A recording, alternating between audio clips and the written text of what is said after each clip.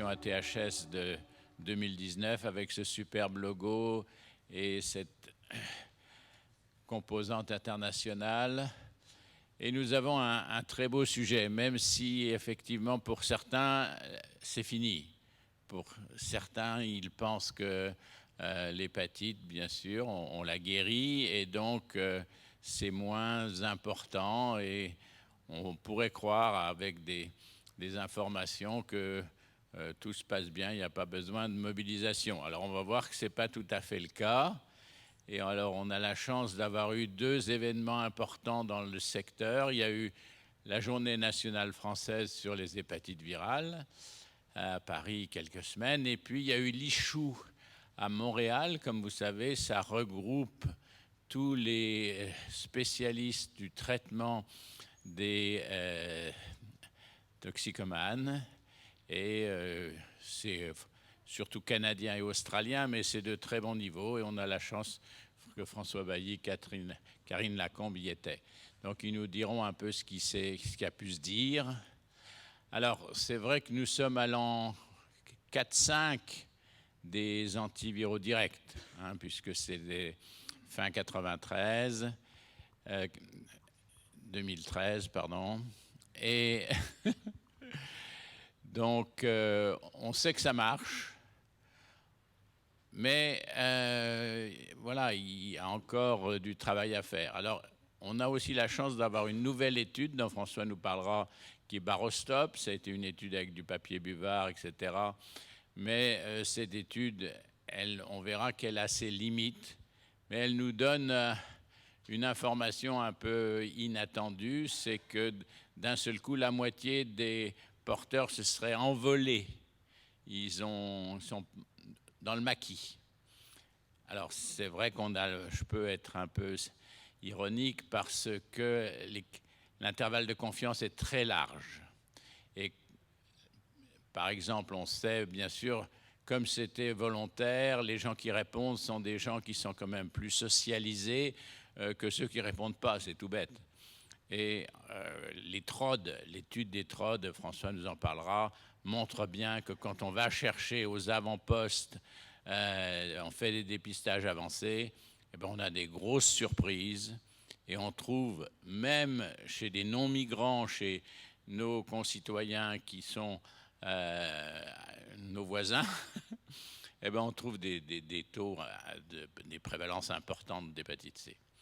Donc il y a vraiment encore du travail et la France s'est avancée, bien sûr, on a été les bons élèves. Si on est les bons élèves, vous savez pourquoi? C'est à cause du péché originel. Alors je vous laisserai discuter de ça, mais nous, on vit toujours sous ce concept fondamental du péché originel. C'est pour ça que ça nous stimule et il faut que ça continue à nous stimuler pour qu'on arrive. Alors c'est possible parce que à la louche il reste 100 000 personnes à traiter, on peut en traiter 15 à 20 000 par an. Si en 25 il faut avoir traité les 100 000, c'est faisable. Et surtout qu'on n'a pas de problème d'argent nous en France, vous savez, on n'a aucun problème d'argent. Si je vous dis combien ça a coûté, ces 60 000 malades qu'on a traités, combien ça a coûté?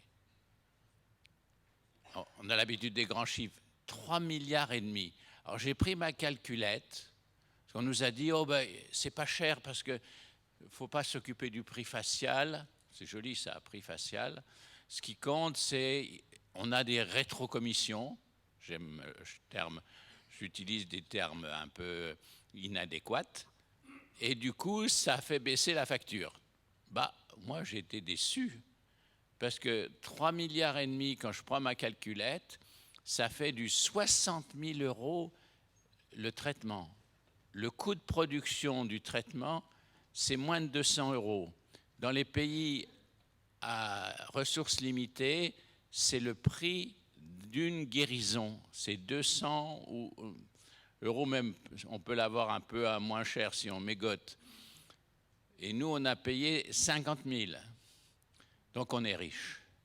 Donc on ne va pas hésiter à finir le boulot et on va tous gagner ensemble. On a des orateurs qui vont quand même argumenter ce que j'ai évoqué un peu à la louche. Et donc, n'ayant toujours pas de modérateur, je vais quand même appeler François Bailly, qui va nous présenter un panorama épidémio qui regroupe la France, le Canada, l'Australie et Lyon. Merci, M. Trépeau. Bonjour à tous. Merci de m'avoir invité à participer à cette réunion. Donc, on va commencer cette session hépatite C effectivement sur des données épidémiologiques. Alors, voilà, ça c'est mes liens d'intérêt. Donc en introduction, je voulais juste donner deux, trois petites infos qui sont probablement connues un petit peu de tout le monde, mais qui permettent probablement de comprendre un petit peu les enjeux qu'on va discuter sur les problématiques de dépistage dans cette maladie. C'est vrai que l'hépatite C, c'est une histoire particulière qui aboutit à une population actuelle de patients malades qui est très hétérogène. L'histoire, vous la connaissez, c'est une maladie au départ transfusionnelle, après la Deuxième Guerre mondiale, avec un pic de la transfusion dans les années 60 qui commence, 70 jusqu'à 90. Puis viennent ensuite les usagers de drogue qui sont un grand bataillon et qui arrivent après. Et toute cette population, du fait de l'histoire naturelle de l'hépatite C, eh bien, cette population, elle va s'accumuler.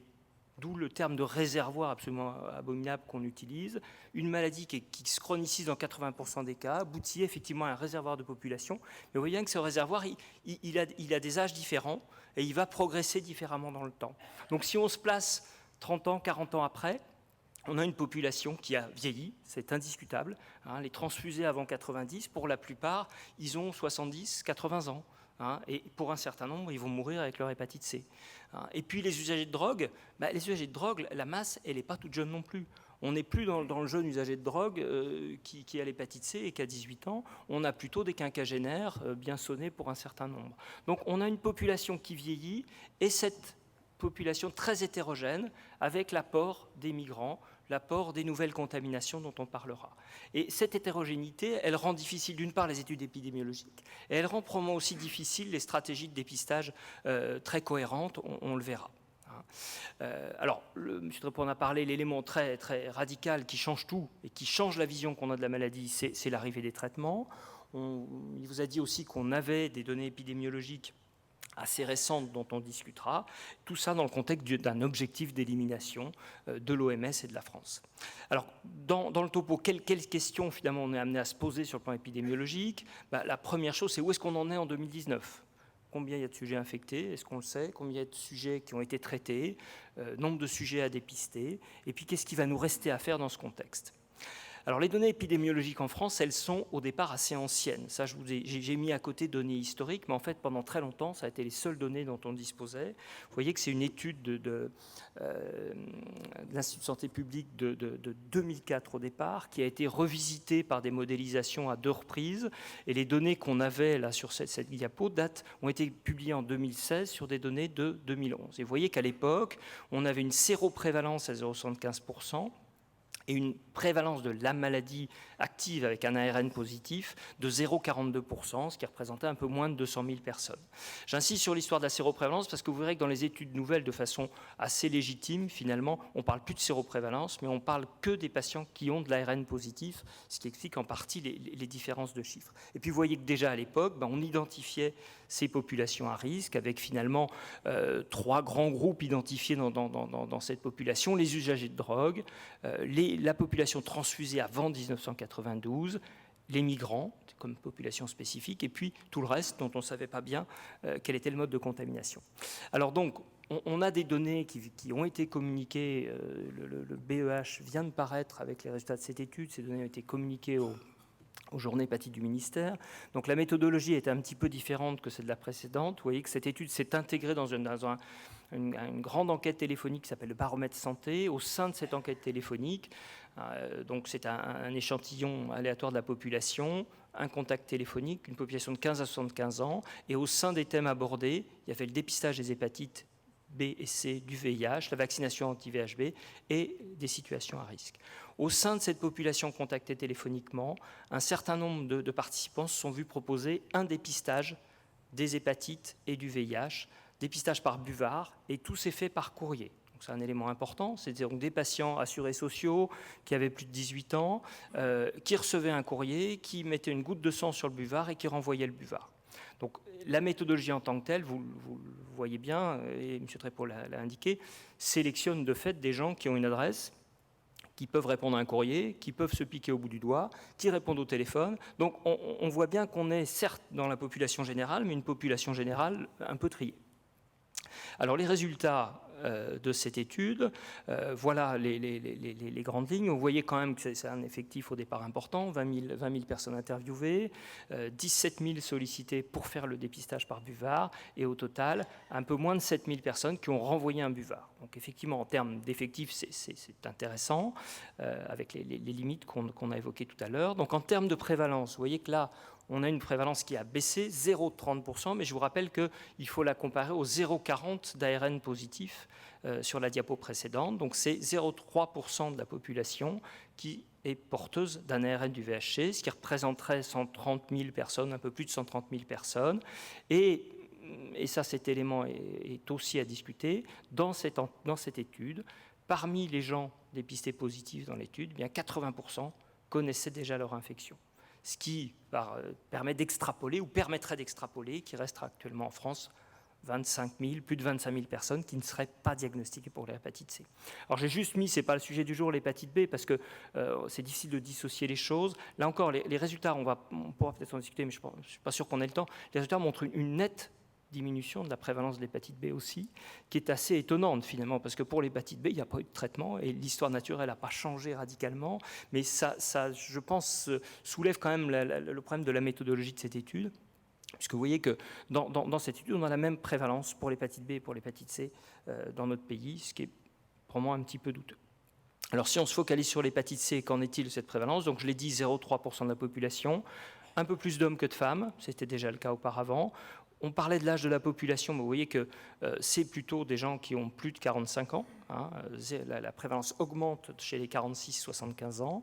On retrouve le groupe des transfusiens avant 1992, dont je vous ai dit que c'était une population qui vieillissait. Et puis le risque lié à l'expérimentation ou aux antécédents d'usage de drogue, avec une prévalence à 12%.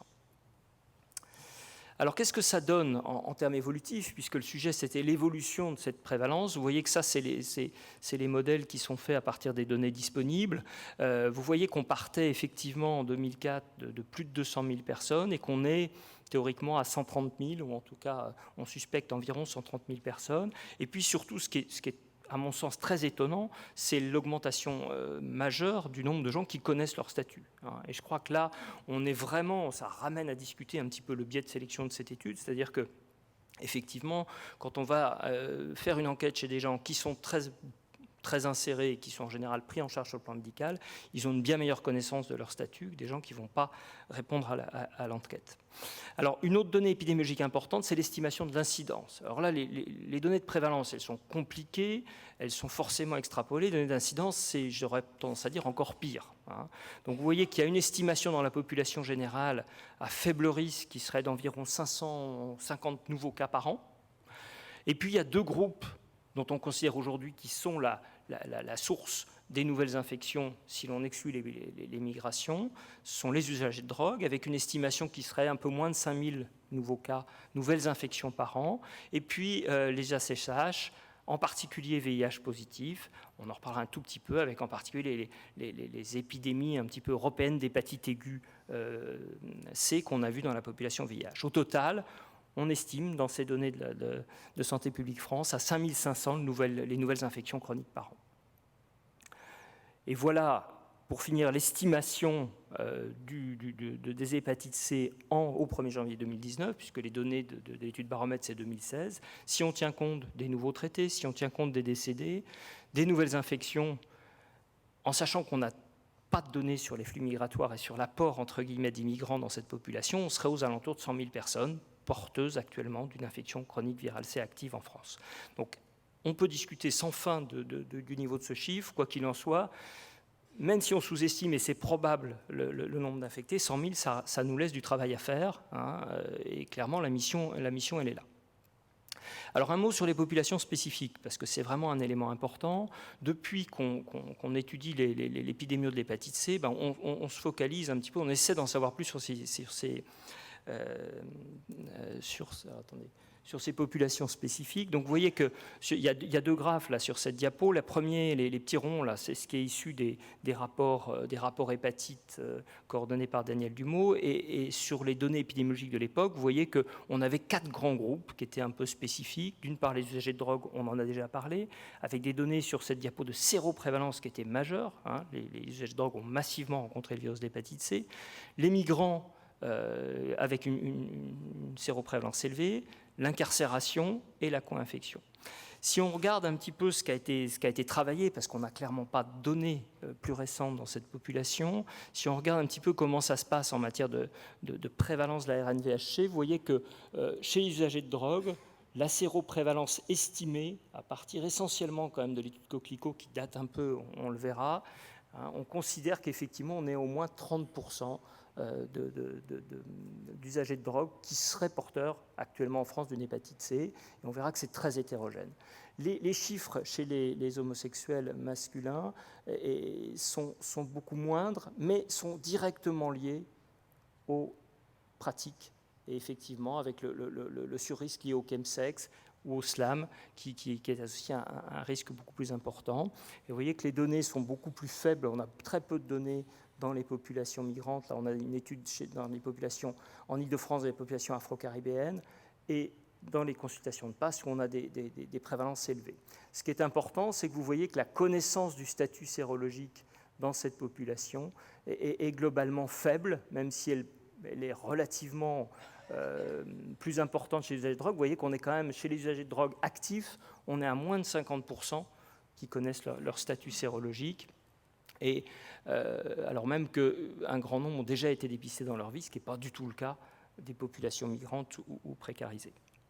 Alors, est-ce qu'on en sait plus avec cette étude? Clairement, on va dire les choses clairement, on n'en sait pas plus, parce que cette grande étude, je vous l'ai bien dit, va assez peu s'intéresser à ces populations. Alors, on a des données dans l'étude Baromètre sur les usagers de drogue. Vous voyez effectivement ce qu'on voyait tout à l'heure, un surrisque indiscutable lorsqu'il y a un usage intraveineux, mais vous voyez que la précarité, en tout cas, un des marqueurs de précarité ne ressort pas dans cette étude, alors que c'est sorti dans toutes les études précédentes. Ça pose un petit peu question, mais finalement, est-ce qu'il y avait beaucoup de précaires dans cette étude? C'est la vraie question. Et puis, l'élément finalement un peu nouveau, c'est qu'on documente le fait que les tatouages et les piercings est associé à un surrisque. Effectivement, on avait peu documenté jusqu'alors. Mais pas d'infos nouvelles sur les populations spécifiques. Alors, les usagers de drogue, pour finir là-dessus, on reste sur les données de Coquelicot, que vous connaissez, en sachant que l'élément important, c'est que cette enquête Coquelicot va être renouvelée en 2020 et nous donnera probablement une idée un peu plus claire sur la situation qui a, à l'évidence, beaucoup évolué chez les usagers de drogue, avec un élément qui est très intéressant quand on regarde un petit peu les différentes expériences, c'est qu'il y a là encore une grande hétérogénéité selon les sites, selon les modes de prise en charge, et que ça évolue très vite. Je vous ai mis là, pardon, je ne sais pas comment on recule. Bon. Est-ce qu'on peut reculer, vous savez? Non. Bon. Peu importe, je vais le faire a cappella. Donc, je vous avais donné l'expérience du XAPA de notre hôpital, où finalement, on a un XAPA dans un service des pathologies, donc effectivement, les patients sont dépistés et ont accès au traitement, et globalement, la prévalence de la RNVHC dans notre population est passée de 2013, on était à un peu moins de 20%, on est à 2% aujourd'hui. Et ça s'est fait, je dirais, assez simplement parce qu'on a la structure qui va bien. Hein. Ce n'est pas parce que les gens sont meilleurs, mais c'est parce que l'environnement est favorable. Et donc ça peut évoluer très, très facilement. Je suis certain que dans d'autres XAPA, dans la même ville, à Lyon, on aura une situation qui sera complètement différente aujourd'hui. Donc c'est une situation qui est mouvante, qui va beaucoup varier selon ce qui a été mis en place et qui peut varier assez vite dans ces populations. Alors, la deuxième population à risque, c'est les co-infectés, hein, on l'a vu. Alors, les co-infectés, je dirais que les choses sont maintenant beaucoup plus simples. Ça, c'est des données qui sont issues de l'accord DATAIDS, qui regroupe l'ensemble un bon nombre de centres de prise en charge du VIH en France à partir du logiciel NADIS. Et vous voyez que là, on regarde ce qui se passe en fonction du statut VHC chez les patients VIH. On part de 2012, on arrive fin 2016. Et vous voyez, ça s'est manifestement Ça a manifestement changé depuis 2016. Et vous voyez que globalement, on a en bleu clair les guéris, en orange les gens qui ont, ça c'est des guéris spontanés, les gens qui ont été traités et qui ont guéri. Et vous voyez qu'au total en 2016, 82% des patients VIH n'ont plus d'ARN-VHC, sont soit guéris, ont été pris en charge pour leur hépatite C. Quand on sait qu'en 2016, on a eu un accès encore plus large et des antiviraux avec beaucoup moins d'interactions médicamenteuses que ceux de première génération, on peut considérer que probablement, dans cette population de patients VIH pris en charge pour leur VIH, eh bien, la prévalence de l'hépatite C est maintenant très faible. Alors, est-ce qu'il n'y a plus de problème dans cette population? Pas tout à fait, puisque ça, c'est l'autre élément qu'on a évoqué.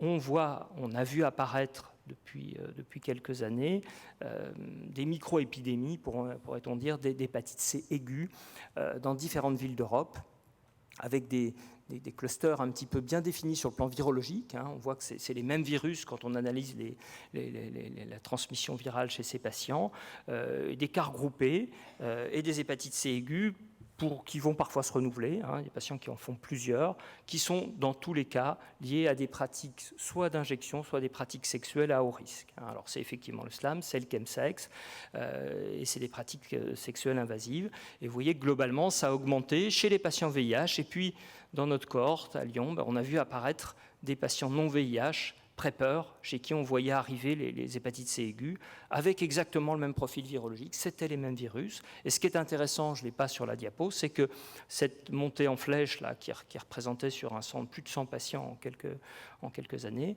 eh bien, ça y est, c'est descendu. Et depuis, en 2018, c'est beaucoup plus bas, et depuis le début de l'année, on a beaucoup moins, on a encore quelques-unes, mais beaucoup moins d'hépatite C aiguë. Donc c'est un phénomène qui a été pris en charge, on pourra en discuter, en partie grâce à des traitements précoces.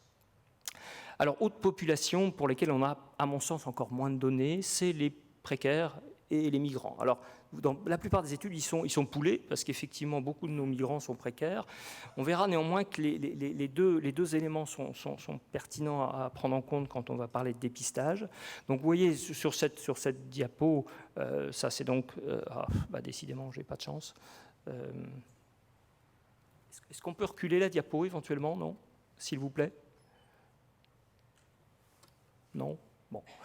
Alors c'est pareil, voilà, merci beaucoup. Donc sur cette diapo, il ne faut pas que je me trompe de bouton. Donc sur cette diapo, vous voyez que effectivement, le pourcentage de séropositifs VHC dans cette population était de plus de 8%. Un point important, vous voyez qu'il y en a beaucoup qui ne sont pas venus chercher le résultat. C'est-à-dire que ce n'est pas tout de faire du dépistage, il faut encore pouvoir donner le résultat et que la suite continue. Pascal nous en reparlera. Et puis vous voyez que les paramètres associés, on a effectivement les pays d'origine qui vont avec des hétérogénéités importantes, une surreprésentation des hommes, et puis une connaissance du statut qui est évidemment très très faible dans cette population. Alors on pourrait dire finalement... L'important, c'est la migration, c'est les pays de forte endémie. Ça, c'est des résultats de ce qu'on fait à Lyon sur du dépistage avec une équipe mobile de dépistage dans des lieux de vie de précaires. C'est des CHRS, des CADA, très peu de XAPA, foyers de jeunes travailleurs, ainsi de suite. Mais vous voyez que ça, c'est des données de l'année dernière. Plus de 900 patients qui ont été contactés, des propositions de TROD, il y a eu plus de 800 TROD et TRITROD qui ont été faits. Vous voyez, ce qui est intéressant, c'est que si on regarde les résultats du VHC, certes, effectivement, il y a une surreprésentation de certaines régions du globe, mais que la précarité, y compris dans la population qui n'est pas migrante, est associée dans ces centres-là à une très forte prévalence du VHC. Donc, ces populations précaires qui se retrouvent en centre d'accueil, qui se retrouvent à la rue, qui se retrouvent dans les centres de soins, sont à haut risque d'infection VHC. Et puis, dernier point sur ces populations particulières, et celle-là, vous avez vu qu'elle n'était pas dans les rapports, elle n'est pas évoquée. C'est probablement un peu ce qu'on a appelé avec Benjamin Rolland le réservoir oublié, c'est la population psychiatrique. Ça, c'est une étude suédoise qui est issue, les Suédois ont de gros registres où ils screenent toute la population et ils ont évalué dans la population porteuse de troubles mentaux sévères la prévalence de l'hépatite C. Et vous voyez qu'on est dans quelque chose qui est très impressionnant puisqu'on est à plus de 4,5% de prévalence de l'infection virale C dans cette population. Donc ça, c'est un point qui est majeur. Et clairement, en parlant de dépistage, il y a un enjeu essentiel sur le dépistage de cette population qui est actuellement complètement sous-dépistée, que ce soit en ambulatoire ou en établissement hospitalier. Je crois que là, le champ est complètement ouvert et c'est vraiment un élément important. Alors, un tout petit point pour finir sur l'épidémiologie, sur les réinfections. Finalement, vous savez effectivement qu'il y a des réinfections. Moi, j'ai deux messages importants là-dessus. La réinfection, effectivement, elle existe. Vous voyez que ça, c'est des méta-analyses peu anciennes, mais qui n'ont pas beaucoup bougé. Le plus haut risque, il est chez les patients co-infectés. Un risque intermédiaire lié à l'usage de drogue. Et l'enjeu de ça, c'est de se dire finalement, ce qu'on a entendu un certain nombre de fois, en particulier chez les co-infectés, à quoi bon retraiter cette hépatite? Ça fait 2 fois qu'il fait une hépatite aiguë. Est-ce vraiment légitime? A fortiori avec la notion du coût qu'on avait dans notre pays. Je crois que ça, c'est un élément qui est très clair. Il y a 2 arguments très forts par rapport à ça. Vous voyez que les patients, et ça on va le voir encore mieux là, donc ça c'est la prévalence du...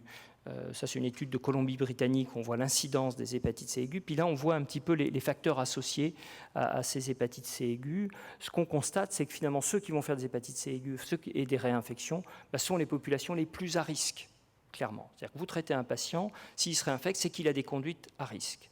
Et l'idée de dire on ne va pas retraiter le patient, c'est complètement contre-productif parce que c'est ces patients qui sont les plus à risque qui vont être les plus à même de contaminer le reste de la population. Donc clairement, la stratégie, elle est de dire finalement, toute recontamination doit être traitée au plus vite parce qu'on sait que c'est elle qui va être la source d'autres contaminations. Et donc vous voyez qu'on est au-delà de tout enjeu éthique ou moral ou je ne sais quoi. Je crois que de façon très pragmatique, ces réinfections, elles doivent donner lieu à des retraitements de façon importante.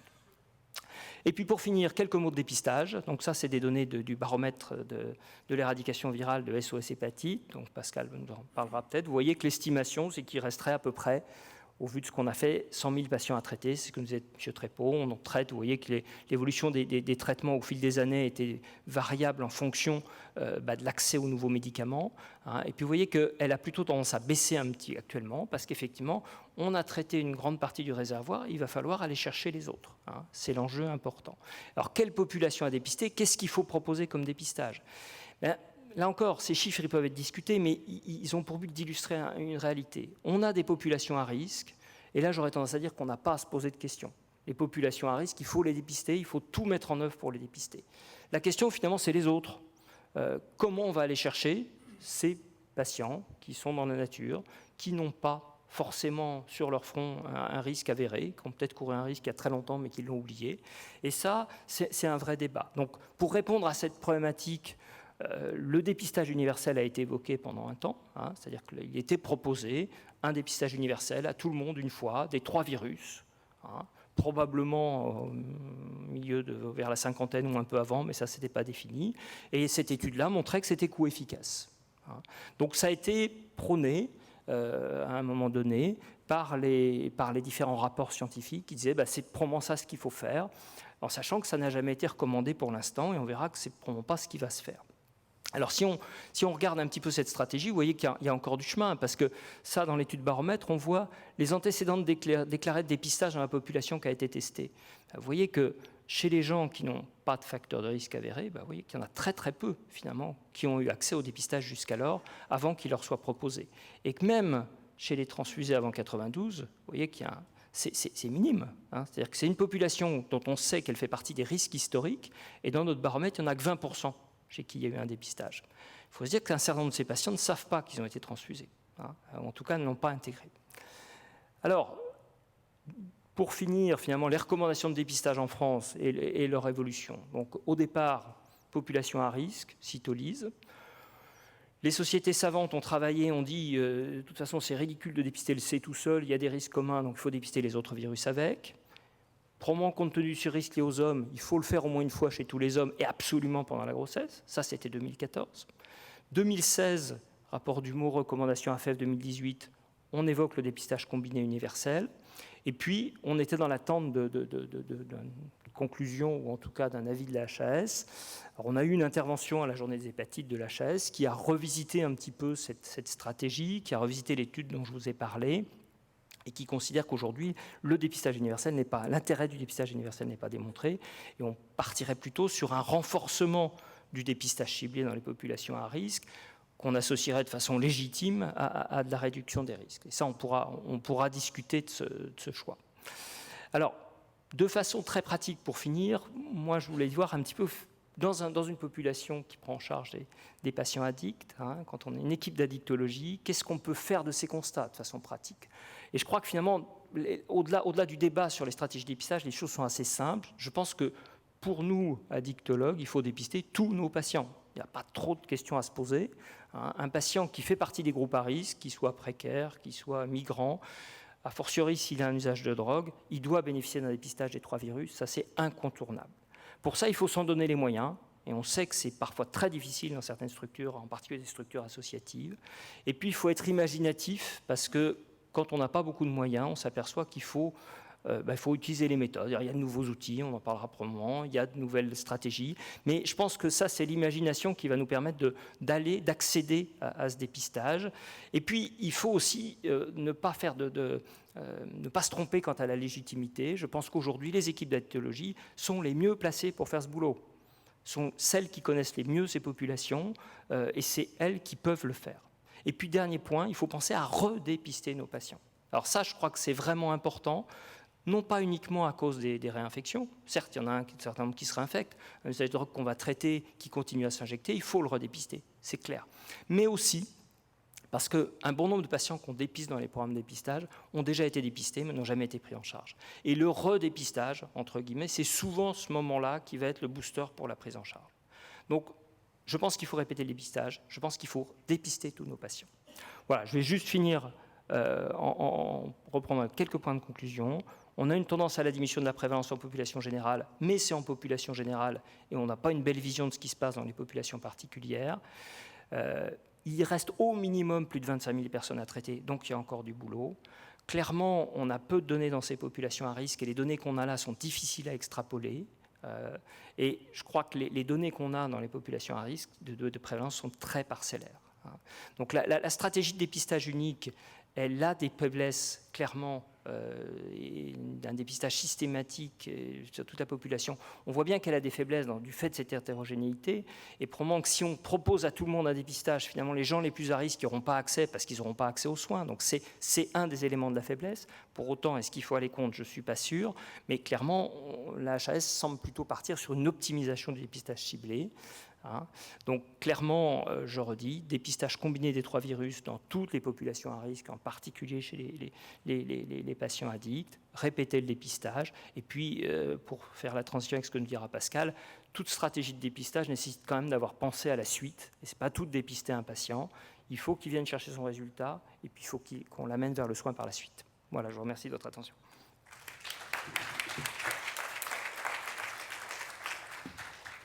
Merci François pour ce beau panorama bien actualisé avec les questions clés.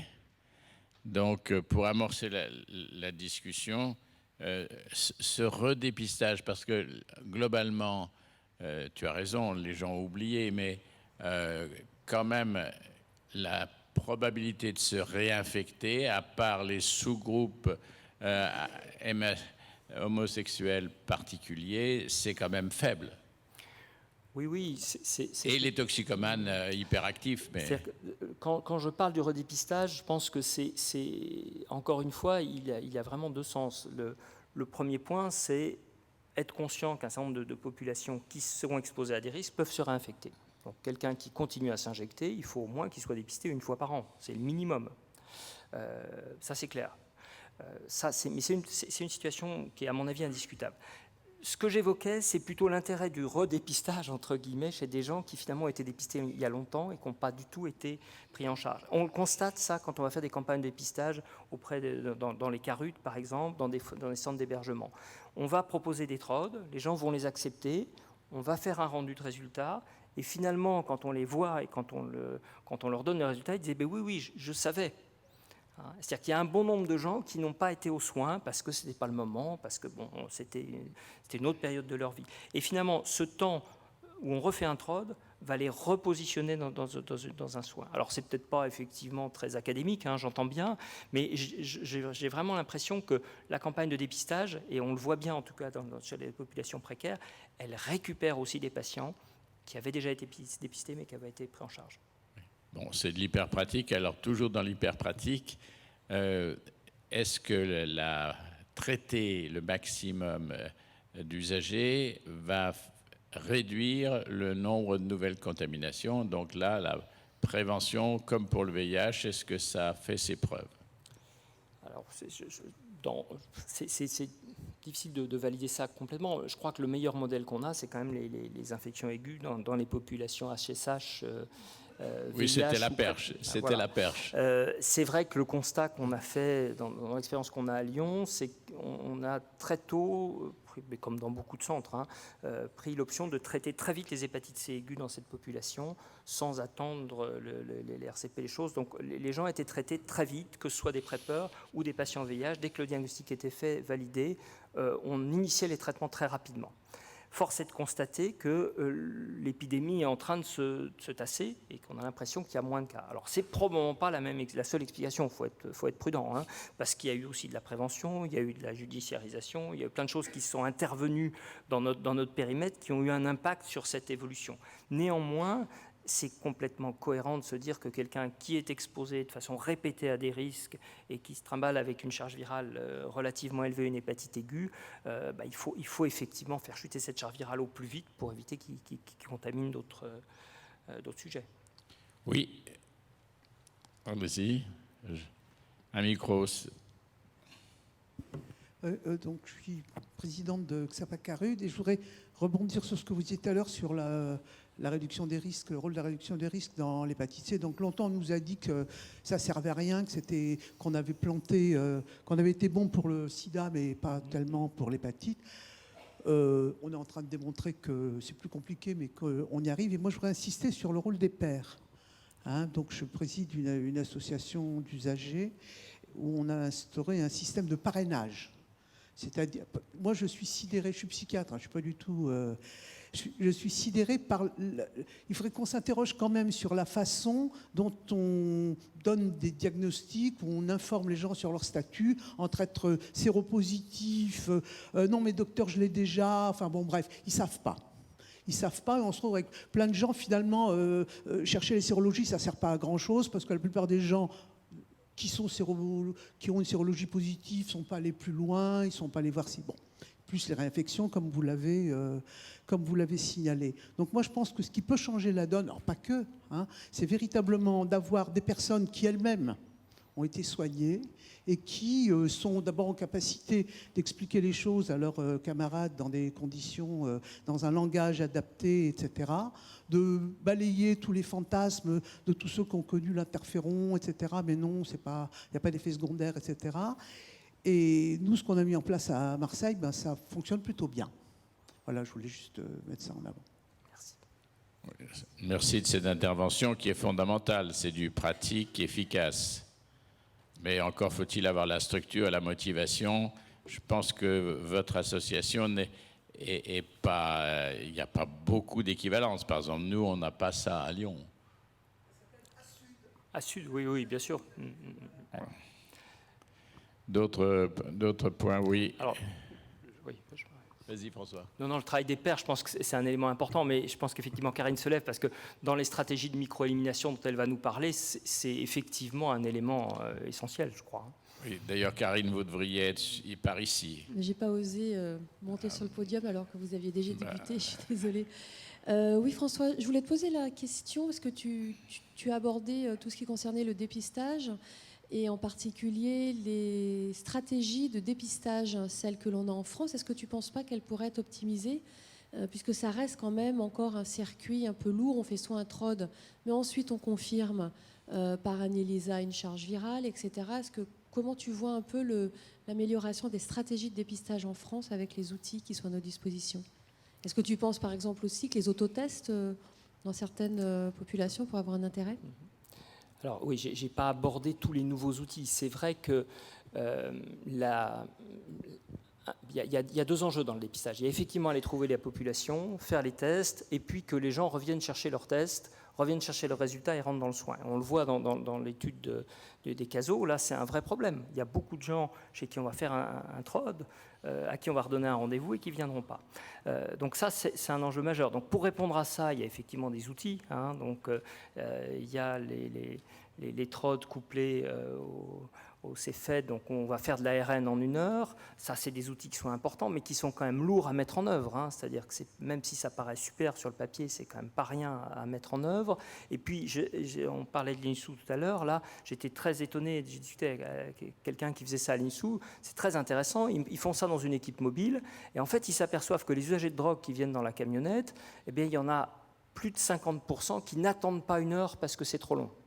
Donc la situation magique, je dirais qu'elle est probablement compliquée à mettre en place. Donc bien sûr qu'il faut simplifier au maximum la technicité, probablement réduire au maximum les rendez-vous, mais je crois aussi qu'il ne faut pas se leurrer. Dans cette population, si on veut accéder aux soins, il faut aussi créer du lien, et je reviens au père, c'est-à-dire que je pense qu'il faut que dépister, c'est une étape du parcours de soins, et qu'il faut que les liens soient là. Donc après, en fonction des structures, il y a des pairs, ça peut être l'occasion de la délivrance de la substitution. Enfin, je pense qu'il faut imaginer localement des outils qui permettent de rester en lien avec les patients qu'on va dépister. Chez les précaires, c'est un des gros enjeux. En CADA, on fait du dépistage, on propose du vaccin, on revient, ils sont partis. Et donc ça, c'est un enjeu majeur qui va bien au-delà, à mon avis, de la technique. Alors bien sûr que la technique nous aide, mais...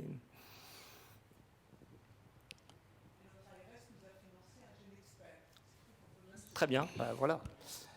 Très bien. Karine, votre présence est souhaitée sur l'aile gauche. Bon, écoutez, François, bravo, merci, tu nous as bien éclairé. Et puis maintenant, on va appeler un cascadeur. Donc Pascal a trouvé une nouvelle formule, un nouveau concept, et il va nous développer ça à sa façon. Donc, Pascal, voilà. Bonjour, merci Monsieur Trépeau. Je voulais remercier pour l'invitation l'équipe locale, Jean-Pierre et Arcaïs, pour leur courage et leur abnégation de maintenir le THS depuis des années et d'oser même le faire pendant une Coupe du Monde de rugby. Alors ça, c'était un pari colossal ici en plus. Donc bravo. Je vais passer, c'est là. Alors ça, c'est dans l'autre sens. Donc pour avancer, c'est là, d'accord.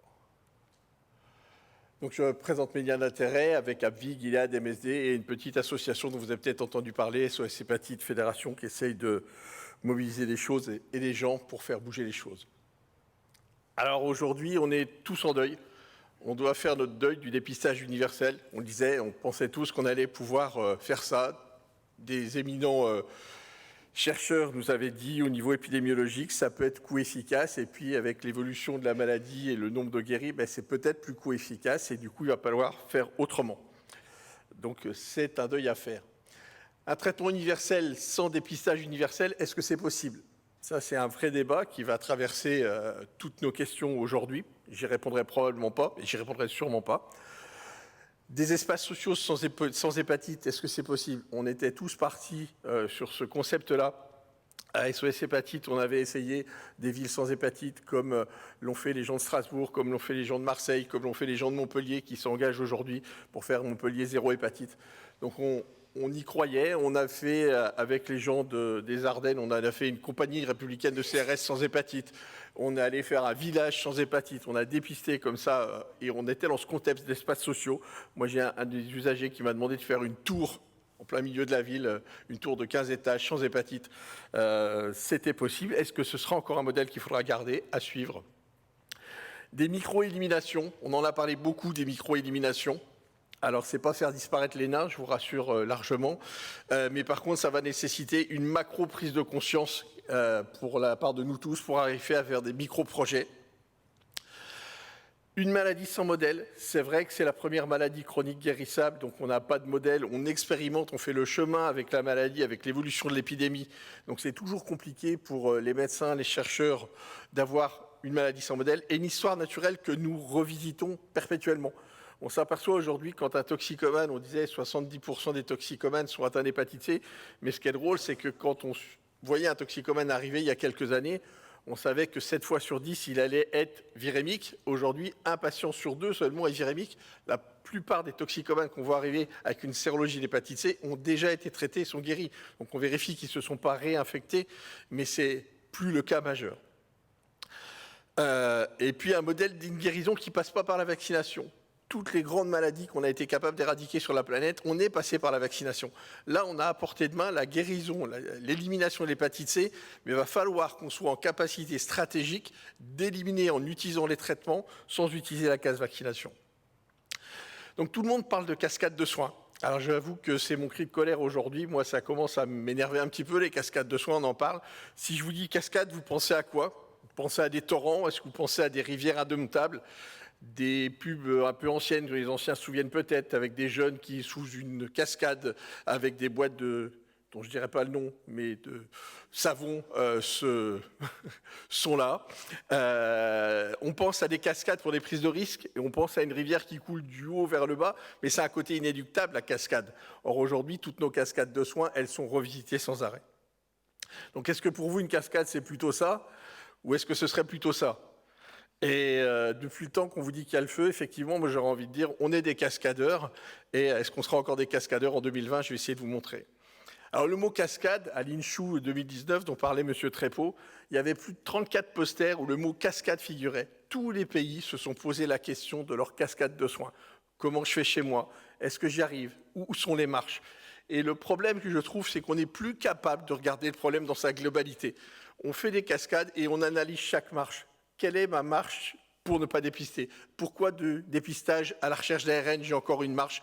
Et on réfléchit les choses marche par marche. Or qu'à un moment, il est temps de regarder les choses globalement et dire qu'est-ce que le patient va pouvoir faire pour aller faire toute cette expérience-là. Et je pense que l'expérience des pairs, une cascade, ça n'a pas de sens à l'échelon individuel. Est-ce que je mets le nez dedans et je vais aux soins ou pas? Je ne vais pas dire oui, je fais la sérologie mais pas la PCR, je fais la PCR mais pas la fibrose, etc. Dans le parcours d'un usager, ça n'a pas de sens. Et donc c'est pour ça que le père, lui, va pouvoir donner ce sens-là. Donc c'est des expériences énormes, avec des variations énormes. La loi n'est pas la même dans les différents pays. Il y a des pays qui n'ont pas encore la buprenorphine. Il y a des pays où on n'a pas d'échangeur de seringues. Il y a des pays où le TROD n'est pas autorisé encore, comme au Canada, dans certains endroits. L'échange de seringues au Canada, je suis allé discuter avec eux, il est en face-face. Il n'y a pas d'échangeur. Il faut que ça passe par un médiateur. Vous voyez que tout ça, après, fait que votre cascade, vous n'allez pas pouvoir comparer ce qui a marché au Canada avec ce qui a marché dans un autre pays. Et puis, ce serait quoi la cascade idéale? Pour moi, la cascade idéale, c'est un lac, on ne perd personne du début à la fin, et on est sur un système qui est horizontal. Alors, je vais vous donner quelques exemples de cascades, parce qu'il faut quand même qu'on en parle. L'Islande, on nous dit aujourd'hui, l'Islande, c'est fait. Alors, c'est simple, hein. L'Islande, comme vous voyez, ils avaient... c'était un peu simple, hein, c'est une île, ils avaient 1000 personnes infectées, ils se sont dit, allez, on s'y met. Et c'est en 2016, à l'arrivée des nouveaux traitements, ils se sont dit, allez, on y va. Ils ont dépisté tout le monde. Donc, sur les 800 infectés qu'ils imaginaient, ils en ont trouvé 741. Et vous voyez qu'il n'y a pas eu beaucoup de pertes. Ils sont arrivés à guérir la plupart des patients. Et c'est le premier pays aujourd'hui qui peut dire « nous, on a éliminé l'hépatite C ». Donc bravo, on leur met une médaille. Petit bémol que je mettrais, regardez les guéris, 633, ça veut dire que globalement, on a 15% de patients qui ne sont pas guéris. On accepte de dire on a éliminé, on laisse 15% de patients infectés. Ça veut dire qu'on a toutes les conditions. C'est comme si des pompiers qui avaient éteint un feu de forêt partaient en laissant des braises. Ça risque de repartir, on va voir. Si là, vous n'avez pas un programme de réduction des risques hyper pointu, solide et costaud, l'épidémie, elle va repartir. Et c'est ça qu'on doit discuter aujourd'hui. C'est des traitements forts pour une réduction des risques forte. Et c'est tout l'enjeu des congrès comme le THS.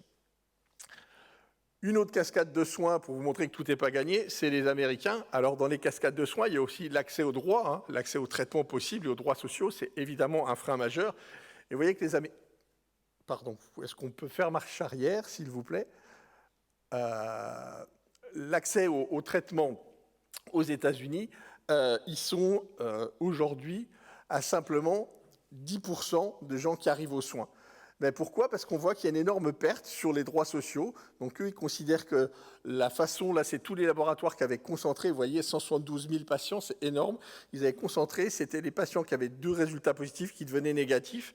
Donc c'est discutable, mais en tout cas, il n'y a que 10% de gens qui accèdent aux soins aujourd'hui. Donc c'est une cascade où là, on donne un signal d'alarme. Un projet qui est présenté aujourd'hui, dont les résultats sont présentés aujourd'hui à Marseille, à l'AFEF, c'est effectivement le projet Parcours en Ile-de-France, où là, on a été dans un accompagnement physique des patients qui étaient porteurs VIH, et vous voyez que les traitements, il y a un peu moins de pertes, mais c'est pas encore, on passe quand même des PCR effectués à 387, à la fin à 259, donc il y a encore des pertes de patients. Et puis, je veux rendre hommage quand même localement. Ce n'est pas une attaque contre Arcaïs ni contre les copains, mais vous voyez qu'eux aussi, ils ont regardé leur cascade locale. Et sur les patients qui avaient un TROD positif, ils étaient 27, pour les amener au traitement, on reste à 8 patients. Donc, on a forcément des pertes. Et nous, les professionnels, on va analyser les étapes les unes après les autres. Ce n'est pas du tout ce que vont faire les usagers. L'estimation de la cascade au niveau national, international, elle est catastrophique, puisque sur les 70 millions de personnes qui sont atteintes d'hépatite C, on estime qu'il y en a 20% qui sont diagnostiquées et 1,5% seulement de traités. Donc vous voyez que toutes nos discussions, elles doivent amener un éclairage aussi international. C'est bien une maladie de pauvre qu'il vaut mieux avoir dans un pays riche. L'élimination de l'infection par le VIH, les enjeux que nous a donnés l'OMS, c'est d'intensifier les politiques de dépistage et d'ouverture au traitement, mais attention, ce n'est pas les traitements qu'on va surveiller, c'est le nombre de nouvelles infections qu'il faut faire réduire et la mortalité. Donc vous voyez que tout cet enjeu-là, ce n'est pas de suivre le nombre de traitements, c'est de suivre le nombre de nouvelles infections. On pourrait très bien faire une stratégie de dire on fait que de la réduction des risques pour éviter les nouvelles infections. Et je n'ai de cesse de rappeler ce qui a été montré par l'OMS à l'INCHU l'année dernière, c'est-à-dire que pour avoir un traitement fort, il faut des réductions des risques fortes. Et je reprends avec vous cette politique de réduction des risques. 179 pays avec des usagers de drogue avaient répondu à cette enquête. 93 pays avaient des échanges de seringues. 87 pays des traitements de substitution pour les patients addicts. Donc on arrivait à la conclusion que seulement 1% des usagers de drogue injectables vivaient dans un pays avec des pratiques de réduction des risques suffisantes. Ça, il faut le dénoncer. Politique de réduction des risques selon les pays. Donc vous voyez que les programmes d'échange de seringues, et là c'est intéressant, puisqu'on avait fixé comme objectif de donner quelques centaines de seringues par usager et par an. Et vous voyez que les gens qui sont dans les clous, on a l'Australie, quelques pays du Nord, nos camarades suisses, mais la France n'est pas dans les objectifs qui étaient fixés par l'OMS, puisqu'on est on a une estimation globale de 33 seringues distribuées par an et par usager.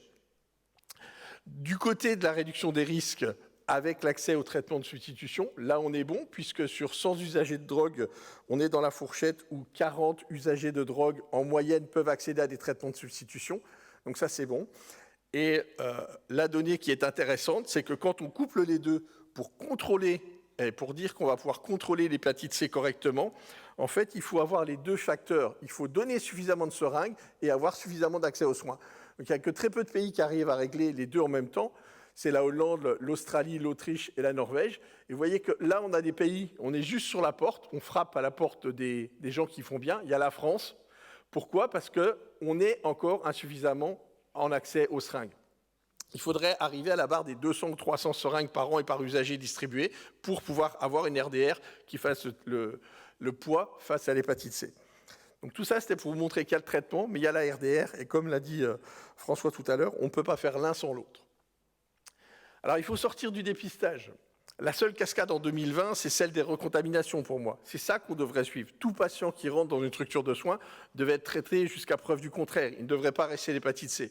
Et ce qui est intéressant, c'est de voir que toutes les équipes disent « Allez, je suis à 80% des gens qui ont été dépistés et pris en charge, c'est quand même pas mal. » Sauf que quand on regarde dans le groupe des 20% qui ne se sont pas fait dépister, il y a 3 fois plus d'hépatite C dans le groupe qui n'a pas fait les tests, parce que c'est des gens qui ont peur, qui ne sont pas rassurés. Et là, il faut qu'on ait des stratégies pour aller chercher ces patients-là. On trouvera de moins en moins de patients positifs, on est tous d'accord, et tant mieux. On parlait de 0,3%, tant mieux. Le dépistage doit être essentiellement un temps d'information sur la protection. Quand nous, on fait des actions de dépistage, régulièrement, nos payeurs, nos bailleurs, l'ARS vient nous dire « Alors, vous avez fait une action, vous avez fait combien de tests, combien avait de gens positifs ?» Nous, on refuse maintenant de dire combien on a de gens positifs. On leur dit juste on a fait 250 sérologies et on a passé 20 minutes avec les gens et on a 250 personnes qui savent comment ne pas se contaminer pour l'hépatite C. Et je crois que c'est là-dessus qu'on doit donner les chiffres aujourd'hui. Arrêtons de faire des cascades avec l'accès aux soins, c'est combien de personnes vont avoir les informations pour se protéger. Alors, où on en est? François a eu la gentillesse de présenter notre baromètre. Je vous présente les derniers chiffres qui datent du mois d'août. Vous voyez qu'on est redescendu encore. On annonçait qu'on était à moins de ce qu'on avait passé sous la barre des 100 000. Ce baromètre, il est fait avec les gens de l'industrie. Il est critiquable pour plein de choses. On est bien d'accord. Au mois d'août, avec les ventes de médicaments qui étaient reconnues et à partir d'un travail qui est fait avec Françoise Roudot, on estime à 94 000 patients le restant atteint d'hépatite C en France. Alors, il y a encore du boulot. 80% des gens seraient informés de leur sérologie. Ce n'est pas forcément ce que nous, on ressent sur le terrain. Mais bon, OK, je veux bien. L'important, c'est de discuter, c'est de continuer d'avancer. Ce travail, il est bien sûr discutable et évaluable. La cascade des traitements, elle est intéressante parce que en 2017, on a traité 18 000 patients. On a dit, c'est super, on y va. Sauf que moi, je mets un bémol. Je dis à nous tous, qu'est-ce que vous avez traité en 2017? Vous avez traité vos tiroirs, vous avez ouvert vos dossiers, vous dites, celui-là, je le connais, il a une hépatite C, les traitements n'ont pas marché, je le rappelle, je le traite. Et on a fait le plus simple, c'était rappeler les patients qui étaient en échec de traitement. 2018, on est à 13 000 traitements.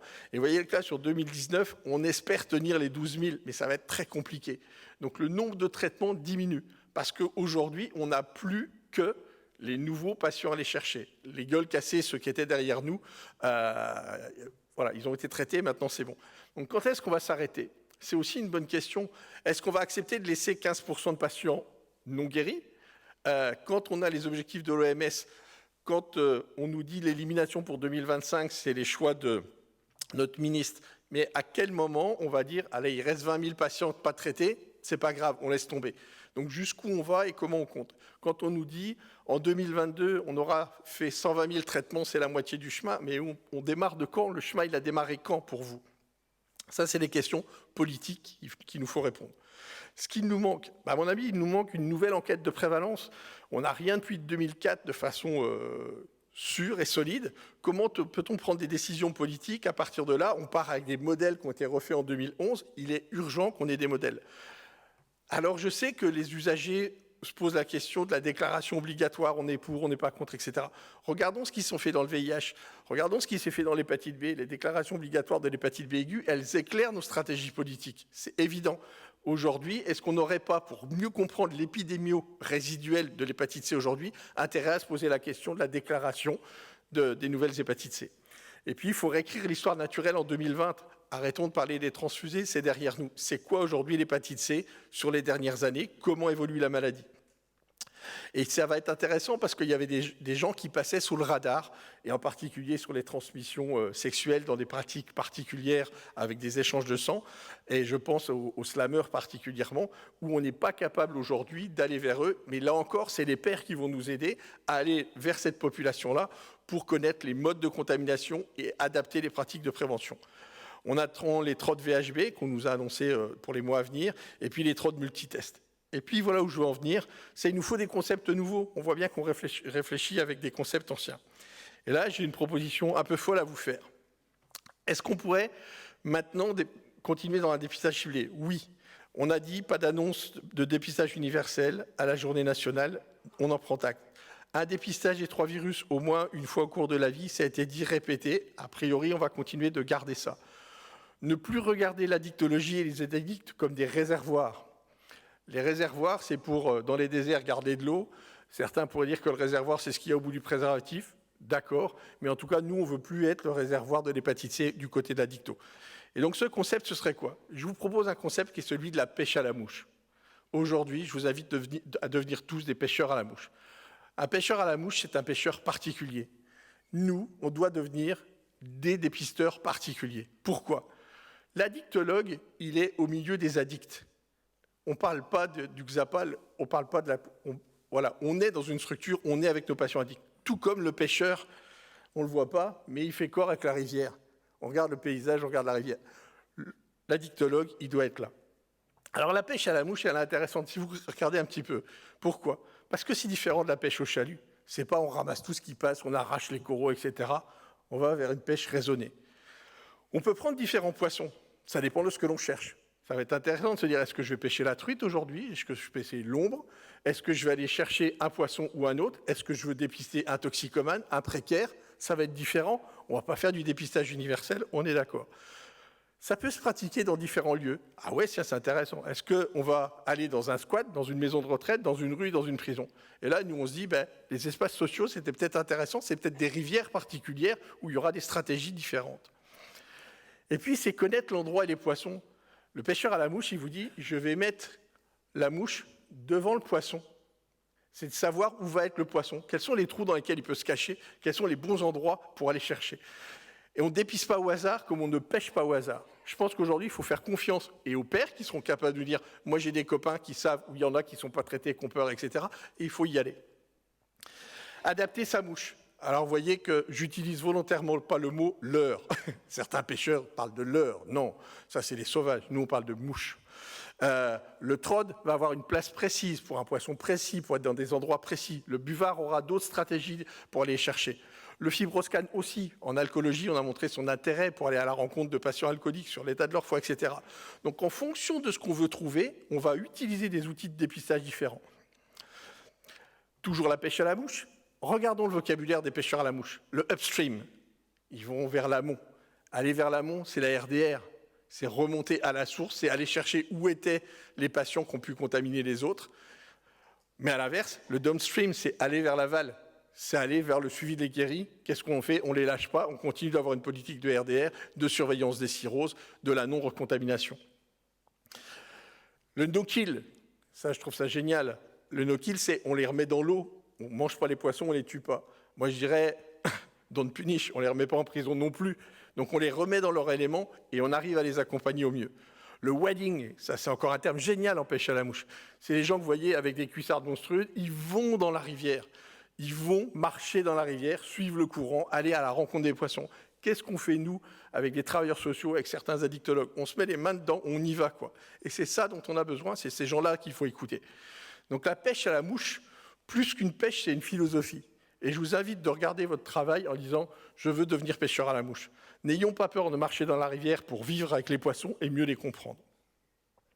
Alors aujourd'hui, allez, je fais de la provoque, je sors du cancer, nous aussi on doit avoir nos thérapies ciblées, puisqu'il va falloir faire du test plus en plus précis, du micro, du nano-dépistage, et puis aller chercher ces patients-là. Alors il y a des groupes qui sont un peu particuliers, dans lesquels on pourrait vraiment faire un travail de ciselé. C'est les co-infectés, c'est les hémophiles, c'est les slammers par exemple, c'est les personnes incarcérées, c'est les guéris, c'est les réseaux sociaux. Et là je vais vous donner un exemple qui date de 5 jours. Regardez ce qu'on a eu il y a 5 jours sur la page SOS Hépatite, quand on mettait des choses nouvelles. J'ai été cobaye pour le traitement de l'hépatite C en 2013, non répondant étant hémophile. À ce jour, aucun traitement pour les hémophiles contaminés du VHC. Si vous mettez quelqu'un derrière l'écran, un usager, quelqu'un de guéri, et c'est ce qu'on fait pour répondre à ces patients-là, là, vous avez en face de vous quelqu'un qui répond, vous avez une hépatite C active d'un patient qui ne veut plus entendre parler de traitement. Et 2 lignes en dessous, moi, j'attends le vaccin, car les comprimés, je ne peux pas les avaler. Le vaccin thérapeutique de l'hépatite C, on n'y est pas. Donc là, en 5 minutes de connexion, vous avez 2 personnes qui sont porteurs d'hépatite C qu'il faut absolument choper à la mouche et les amener tout doucement, les ramener vers le dépistage, la rencontre médicale, le soin. Donc oui, il y a du travail aussi à faire sur les réseaux. Et ça, c'est du boulot d'activistes, c'est du boulot de patients, de pairs qui deviennent des experts, mais qui deviennent des experts, et on est en droit de dire on veut faire ce job-là. Alors selon le BEH, oui, il y a des recontaminations, on les estime à 7,9 pour 100 patients année traités guéris, on est à 4,4, mais souvent, ce qui est assez drôle, c'est que ces patients, si vous réfléchissez, ça veut dire 1 sur 25 dans un centre d'addicto, sur 100 patients que je vais guérir, donc j'en ai 1 sur 25 qui va se recontaminer. Donc qu'est-ce que je veux leur donner comme message de réduction des risques? Et on doit continuer de faire baisser ce taux de recontamination. Alors, nous, on a décidé qu'avec ce traitement-là, il y avait des choses à faire. Il y a informé la population générale. SOS Hépatite a mis en place plusieurs projets sur appeler au dépistage, mais aussi informer la population générale pour mieux connaître son foie, savoir en prendre soin, ne plus avoir peur d'un malade porteur d'une hépatite et lutter contre la stigmatisation. Donc dans une des actions, c'était la campagne bruyante. Et je veux vous proposer en avant-première de regarder un spot qui va passer dès la semaine prochaine sur les réseaux sociaux. On a fait cette campagne brillante-là, c'était une union sacrée entre l'AFF, SOS Hépatite et puis les deux majors de l'industrie. Et on a fait le tour de France, avec des actions d'information de la population générale. Ça vaut ce que ça vaut, mais en tout cas, on a eu l'impression d'amener de l'information, et voilà le spot qu'on en a tiré. Je ne sais pas si j'appuie pour le lancer. Transmise par le sang, l'hépatite C peut sans un bruit évoluer en cirrhose ou en cancer du foie. Mais aujourd'hui, on guérit l'hépatite C, et ça, tout le monde doit le savoir, et donc se faire dépister. Alors nous avons fait le tour de France pour sortir l'hépatite C de son silence. L'événement sportif le plus bruyant de tous, 3 semaines de compétition, 12 millions de spectateurs sur un parcours de plus de 3400 km. Quoi de mieux pour tous vous rencontrer, tous vous informer et tous vous dépister de l'hépatite C? Pour ça, nous avons conçu un camion bruyant, vraiment bruyant, pour que partout tout le monde nous entende. Et vous nous avez entendus, vous avez crié, vous avez hurlé, vous avez chanté, vous nous avez encouragés, vous vous êtes époumonés. Grâce à vous, tous ensemble, nous avons fait beaucoup de bruit contre l'hépatite C. 4000 décibels cumulés, soit l'équivalent de 223 480 machines à laver, 348 stades de foot, 42 décollages de fusées et plus de 13 millions de personnes sensibilisées. Maintenant, c'est à votre tour. Faites-vous dépister et éliminons l'hépatite C.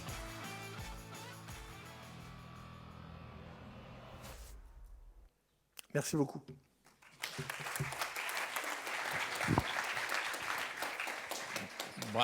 Bravo Pascal, c'est du très très bon Pascal, il n'y a pas de problème. Donc on doit un peu accélérer parce qu'on s'est mis en route progressivement pour attendre les orateurs. Donc maintenant, question brûlante pour Pascal, et puis après on enchaîne le regroupe peut-être. Ah ben si tu le dis. Il y a une brûlante pour Pascal, pas de... Enfin c'est super ton concept de pêche à la mouche est absolument génial. Il faut vite faire qu'on te voit avec les cuissardes. Hein? Parce que ça donnera un plus certain. Bon, excellent ce concept, hein, il est vraiment magnifique. Donc on enchaîne. J'écoute ce que dit notre mastermind. Donc on va aller cette fois-ci à Barcelone. Et Johan Colomb, qui est un spécialiste de santé publique, va nous donner l'éclairage de la santé publique d'un grand pays qui est l'Espagne. Ah, la Catalogne, c'est aussi l'Espagne. Oui, merci beaucoup. C'est un plaisir d'être ici, un plaisir pour que j'adore cette cité, ce pays, et aussi j'adore mon ami Jean-Pierre, Arcade et autres personnes qui m'ont invité chaque jour, chaque année à participer à cette rencontre. Je vais parler en espagnol. Donc je vais vous parler en espagnol. Je veux qu'il y ait un peu de monde avec des casques. Et je ne sais pas si vous me comprenez tous.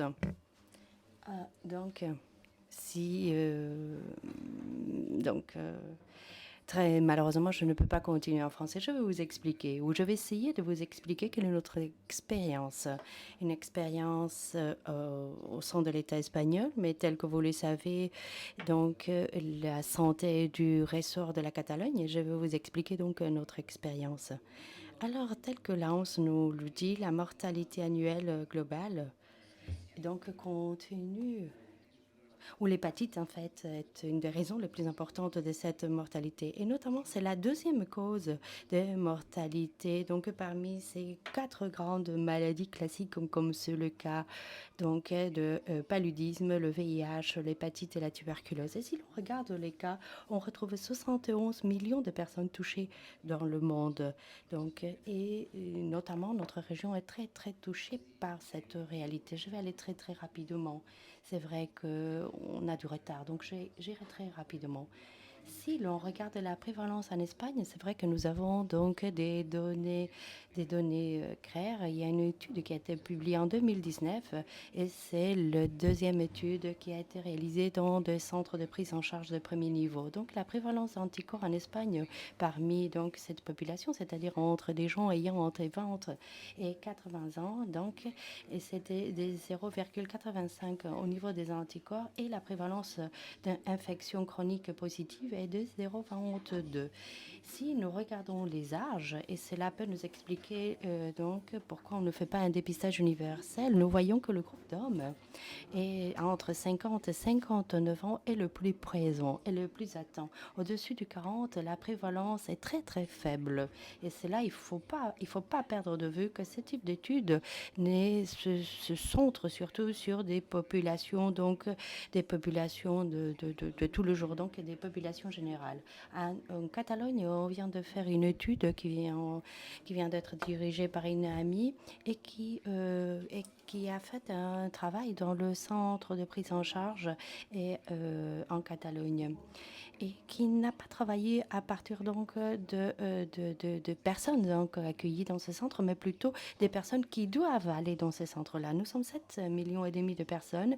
Nous avons à peu près une prévalence de 1,1% de notre population, avec une présence de virémie active ou des charges actives de 0,47 et 20% donc de ces personnes ne savent pas qu'elles sont touchées. On a fait aussi une étude de mortalité pour connaître en fait quelles étaient les premières causes de mortalité de la population. Et en fait, c'est l'hépatite C, la cause. Donc, parmi les 15 premières, est une de premières causes parmi 15. Si l'on regarde donc les stratégies mondiales de la santé, nous parlent d'éliminer et pas éradiquer. C'est très important d'insister sur éliminer. Éradiquer, on pourrait éradiquer uniquement par le biais d'un vaccin. Mais éliminer, oui, on peut arriver. Et on parle de notre objectif final pour ici 2030. Pour arriver ici, d'ici 2030, il faut réduire tout d'abord les cas de 90% et réduire la mortalité de 65%. Et ceci, et pour atteindre cela, nous avons besoin en 2020 déjà, c'est-à-dire l'année prochaine, de pouvoir diagnostiquer le 50% des cas. Donc proposer un traitement aux 75% des cas et supprimer ou guérir le 90% des cas en réduisant bien évidemment donc l'infection nosocomiale qui est importante et en plus élargir et faire un effort pour élargir donc la couverture médicale universelle. Alors, en plus, on a la prévision par pays. L'Espagne est très bien placée dans ce ranking. À la suite d'Islande, nous sommes donc un pays bien placé dans cette élimination. La France aussi est derrière, Australie, le Japon, l'Italie. Mais il faut que l'on travaille sur 4 grands piliers. D'abord, la sensibilisation. Ensuite, des alliances pour obtenir des ressources. Ensuite, des politiques fondées sur l'évidence scientifique.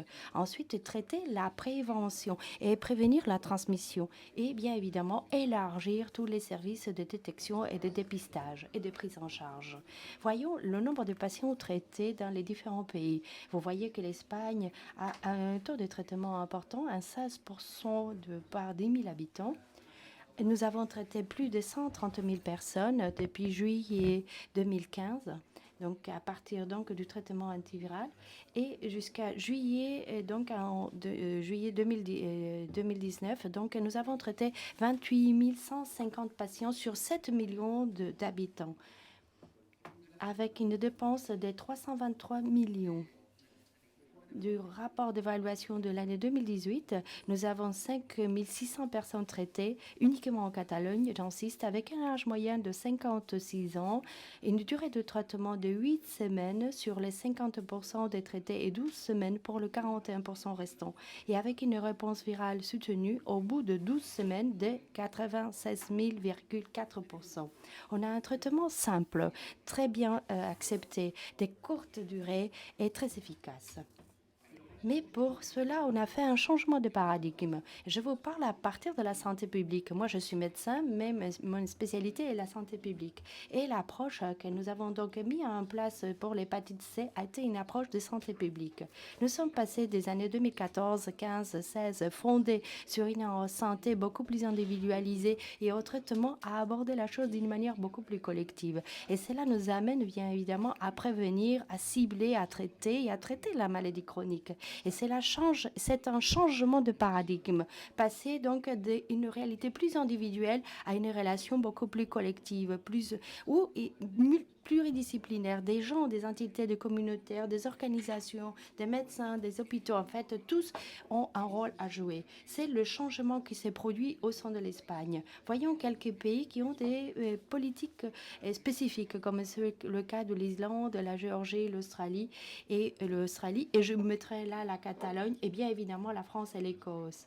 La France en plus, avec un élément très intéressant pour nous tous et qui est la possibilité de pouvoir traiter à partir donc du système de base et que le suivi soit fait par du personnel non médical. En Catalogne, nous avons créé un programme spécifique propre, centré sur le virus de l'hépatite C, aux hépatites en général, au VIH et aux infections de transmission sexuelle, et que je dirige actuellement. Et en plus, nous avons donc mis en place un plan spécifique d'élimination qui a été vu et approuvé, adopté par le gouvernement de Catalogne. C'est un plan très développé avec 6 objectifs généraux, 47 objectifs spécifiques, 131 actions que je ne vais pas vous présenter, mais je vais me concentrer sur les grands axes. Tout d'abord, à savoir quelle est la situation. Donc, vous voyez la population en général. Je vous parle de la Catalogne. La population 0,7 viriques, ayant donc des charges viriques. Des hommes qui ont des relations sexuelles avec des hommes, on a une prévalence auto-déclarée de 2,7%. Pour des migrants, et ça c'est un élément très important pour nous, qui proviennent des pays ayant une forte prévalence, 7,1 viennent des pays de l'Est, 3,1% viennent donc de l'Afrique et 5,3% viennent de l'Inde. Alors ce sont les prévalences de ces pays, des personnes qui s'injectent des drogues. En fait, on a travaillé sur ce collectif. Pour nous, la prévalence est très importante, de 65,8% et une charge virique de 48 personnes infectées avec le VIH. La prévalence anticorps est de 26%. Et finalement, les gens qui sont en prison. On contrôle donc les prisons, c'est de notre ressort et nous pouvons vous dire que nous allons pouvoir éliminer l'hépatite C dans les prisons en 2021. Actuellement, nous avons donc une prévalence de 4,9 et une charge virale de 2,7. Quels sont nos deux grands objectifs? Tout d'abord, réduire donc les nouvelles infections liées à l'hépatite C et parmi quelles populations?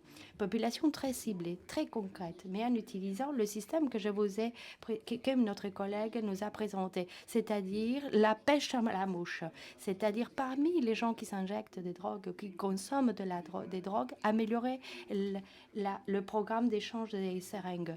Vous disiez que vous avez 30 seringues par an et par personne. Nous en avons 280 seringues. En Espagne, c'est vrai que le résultat n'est pas très bon, la moyenne n'est pas très bonne, mais nous travaillons dans ce domaine depuis très longtemps, donc notre réalité est vraiment très bonne. Et nous avons presque 300 seringues par personne et an. Nous distribuons 1 million par an. Et nous avons 17 centres de réduire des dommages. Nous avons des usagers actifs formés depuis 2007. Nous avons 8000 personnes traitées avec des éléments de substitution aux opiacés, des molécules, et 4000 personnes dans les 17 salles de consommation que nous avons. Et cela nous permet de travailler in situ, qui nous permet de travailler au milieu de cette rivière dont nous parlait notre collègue. Donc, c'est un objectif fondamental. Dans des prisons, chaque fois que quelqu'un rentre dans une prison, on fait un dépistage de maladies. Et ce dépistage nous permet de savoir quelle est sa situation, savoir traiter les réinfections. Et en plus, on a créé donc une institution de liaison pour améliorer la suite une fois que les personnes sont libérées. Donc, avec des gens qui ont des relations avec des hommes, on travaille avec le phénomène CAPSEPS et on élargit donc la vaccination et on travaille avec la sensibilisation et l'information par le biais de la communauté, des organismes de la communauté. Nous avons 40 organismes qui travaillent avec nous et beaucoup, donc en fait, sont centrés sur ce type de population. Si l'on regarde la réalité des drogues, alors il est très important, se corrige M. Colombe, infection cachée. On a créé un modèle pour faciliter le diagnostic, c'est que nous appelons les textes réflexes. C'est-à-dire que quand une personne, lors d'une analyse, donc un anticorps positif, automatiquement, donc les laboratoires, sans demander d'autres informations, fait un test de ARN. Non. Donc, en fait, on va savoir quelle est sa situation. Donc, le médecin va recevoir, son médecin de base va recevoir une alarme qui dit tu as un patient qu'il faut traiter. Donc, il va falloir que tu fasses le suivi. Et cette alarme concernant le ARN arrive aussi chez les pathologues de son espace géographique. Donc, une seule opération nous permet de savoir quelle est la situation. Et ensuite, nous récupérons tous les patients ayant déjà un diagnostic. Avant l'année 2015, il y avait beaucoup de gens qui avaient un diagnostic fait aux hôpitaux et autres et avec des anticorps. Il s'agit maintenant de savoir dans quelle situation ils se trouvent. Nous savons le nombre de personnes, quelle est la population et nous allons pouvoir les récupérer. On a créé un mécanisme pour toucher ces personnes. On a créé un référent, 500 de centres de prise en charge et il y a un référent par centre. Et en dernier lieu, on a fait une formation spécialisée. Parmi les usagers des drogues, on a transmis toute l'histoire des pathologies au centre. Et donc, à la rivière, s'introduire dans la nature, être au milieu de la rivière. Et comment est-ce que nous l'avons fait? Donc, le diagnostic, nous le faisons de manière à que aussi bien le diagnostic que le traitement puissent se faire au centre, directement au centre. Et cela veut dire faciliter le diagnostic, c'est-à-dire on fait des tests réflexes, de sang sèche et j'en espère. Et des tests rapides d'anticorps si on ne peut pas faire autrement. Mais ce sont les deux premiers tests qui sont les plus importants pour nous. Et on a créé un protocole, un modèle d'intervention sur des usagers des drogues. Pour les personnes qui sont en prison, on fait un dépistage spécifique. Pour les hommes ayant des relations avec des hommes, la même chose. Et pour les migrants, nous allons dans leur réunion de travail. On va les voir dans leur centre, dans leur mosquée, dans leurs espaces et on leur donne la possibilité de faire un diagnostic sur place. On fait ce diagnostic et on applique le traitement donc de manière immédiate. C'est une étude que nous avons réalisée auprès de 500 Pakistanais. Alors, encore un autre point est coordonner, faciliter l'accès au traitement. Avant, une personne donc allait tout d'abord dans un centre de prise en charge de drogue. Ensuite, il était remis dans un centre de prise en charge sanitaire. Il fallait faire une prise de sang. Il fallait voir le résultat. Il y avait une preuve de virémie. Ensuite, il allait dans un hôpital et ensuite, il était traité. Bon. Et à la fin, on s'est rendu compte qu'on perdait le 90% de nos cas. Qu'est-ce que l'on va faire?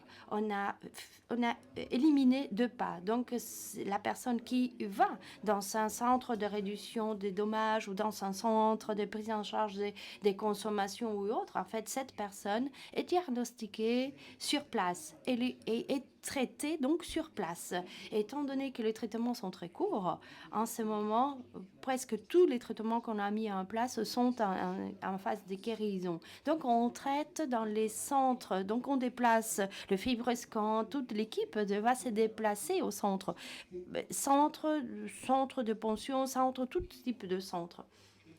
Pour la population des usagers, alors en fait, on a 3 modèles. Mais le modèle qui nous paraît le plus adapté est le screening, diagnostic et traitement au même endroit. bien évidemment, donc il y a un 5e point qui est important et qui est améliorer la sensibilisation et l'information auprès de la population.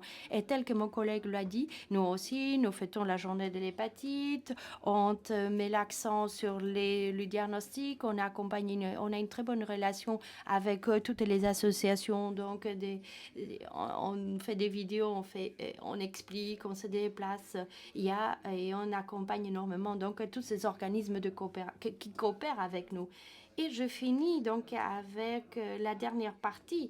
Donc lui nous parle d'un lac. En fait, j'arrive à la dernière étape, et c'est savoir ce qui se passe, faire un suivi de la réalité. Mais je vous mets une orientation. Si l'on part de l'idée que les cas que nous avons, donc des charges virales en Catalogne, on pourrait arriver à 30 000 cas. Étant donné que nous avons déjà traité 28 000, on est presque à la fin, mais on est conscient que ces 30 000, peut-être on ne recueille pas la totalité, on ne reflète pas la réalité, car nous avons donc des populations qui ne viennent pas voir leur médecin de base, qui ne viennent pas dans les centres de santé, etc. Donc, je crois qu'on arrive à peu près à 52 000 personnes. Si l'on recueille tous les diagnostics, si l'on recueille un peu, alors on arrive à ce nombre-là, 52 000. Et là, vous avez donc que les chiffres changent. Auparavant, nous partions de 30 000 et donc avec 93 000 personnes traitées. Maintenant, nous sommes à 53 000 personnes traitées. Et parmi les personnes traitées, nous avons 96% de personnes de charge virale, donc faible et donc de guérison. Donc, éliminer l'hépatite C est possible. Je pense que peu de fois on a eu les outils pour pouvoir guérir une maladie. Aujourd'hui, c'est possible, nous avons tous ces outils. Nous croyons qu'il est fondamental un abordage de santé publique, ce qui veut dire donc un modèle communautaire, un modèle intégré avec la participation de tous les agents, les médecins, les associations, les gens de santé publique qui touchent ce territoire, que tout le monde travaille ensemble. 4 éléments essentiels. Réduire le nombre de nouvelles infections, c'est-à-dire prévenir. Ensuite, réduire le retard dans les diagnostics, et ça veut dire donc un dépistage précoce. Il faut détecter des infections cachées et donc pouvoir permettre l'accès au traitement. Et étant surtout l'argent sur les populations faibles, mais pas partir de l'idée de les écarter, mais plutôt de les intégrer, d'égaliser toutes ces situations. Et finalement, ça, c'est un appui coordonné sans la participation active de tous les agents. Je pense qu'on n'arrivera pas à bon port. C'est une image une image de Catalogne. Vous voyez, on construit une sorte de château avec toutes ces personnes-là au fond de la base et les gens donc commencent à monter. Donc je pense que c'est un élément propre, mais sans toute cette base, sans tous ces gens-là qui sont à la base, les gens qui commencent à monter ne seraient pas capables d'atteindre le sommet. Je me rappelle quand j'ai rencontré Nelson Mandela au congrès en 2002 à Turba. Alors, j'étais surpris. Il nous dit que la qualité d'une société, il m'a dit, la qualité d'une société se mesure en fonction de la dignité et le soin que l'on met pour traiter donc les personnes les plus vulnérables. Et je pense que c'est une bonne phrase pour le public que nous traitons. Merci. Gracias. On va donc enchaîner, comme nous l'a recommandé Arkaitz, par la micro-élimination avec Karine Lacombe. On est un peu bousculé, on s'excuse. Mais... Oui, alors moi j'espère que je vais respecter mon temps parce que mon topo est peut-être un peu long, mais on va voir. Mais non, tu vas y arriver, tu vas y arriver. Il n'y a pas quelque chose pour passer diapo.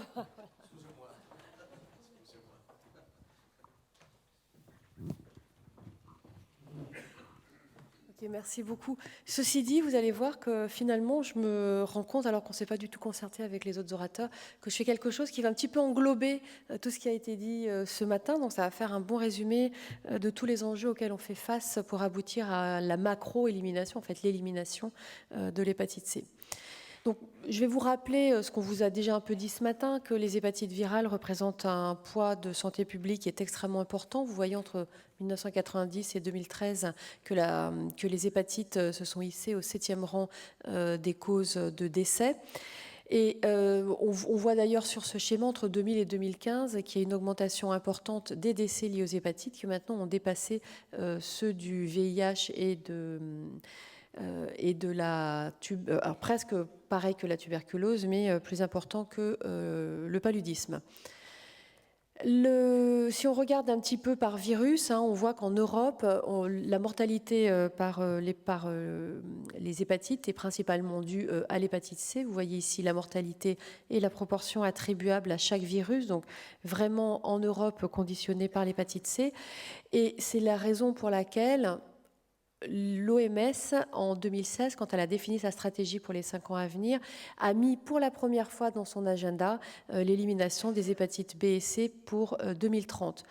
Alors, pourquoi ? Parce qu'on est arrivé dans un contexte particulier que vous connaissez, qui est l'accès, qui est même l'arrivée sur le marché des antiviraux directs, avec un accès de plus en plus large, dont on a pu montrer qu'il avait vraiment amélioré de façon significative le pronostic de l'incidence des maladies terminales du foie. Alors moi, comme je suis infectiologue, j'ai surtout pris des exemples parmi les patients co-infectés, mais on voit exactement la même chose chez les patients mono-infectés. Donc dans cet exemple qui nous provient du Canada, qui vient d'être publié très récemment, vous voyez qu'entre 2003-2012, avant l'ère des DA et 2013-2017, eh bien, quel que soit l'âge, on a une diminution très importante de l'incidence des maladies terminales du foie. Donc c'est ce qu'on appelle des séries temporelles.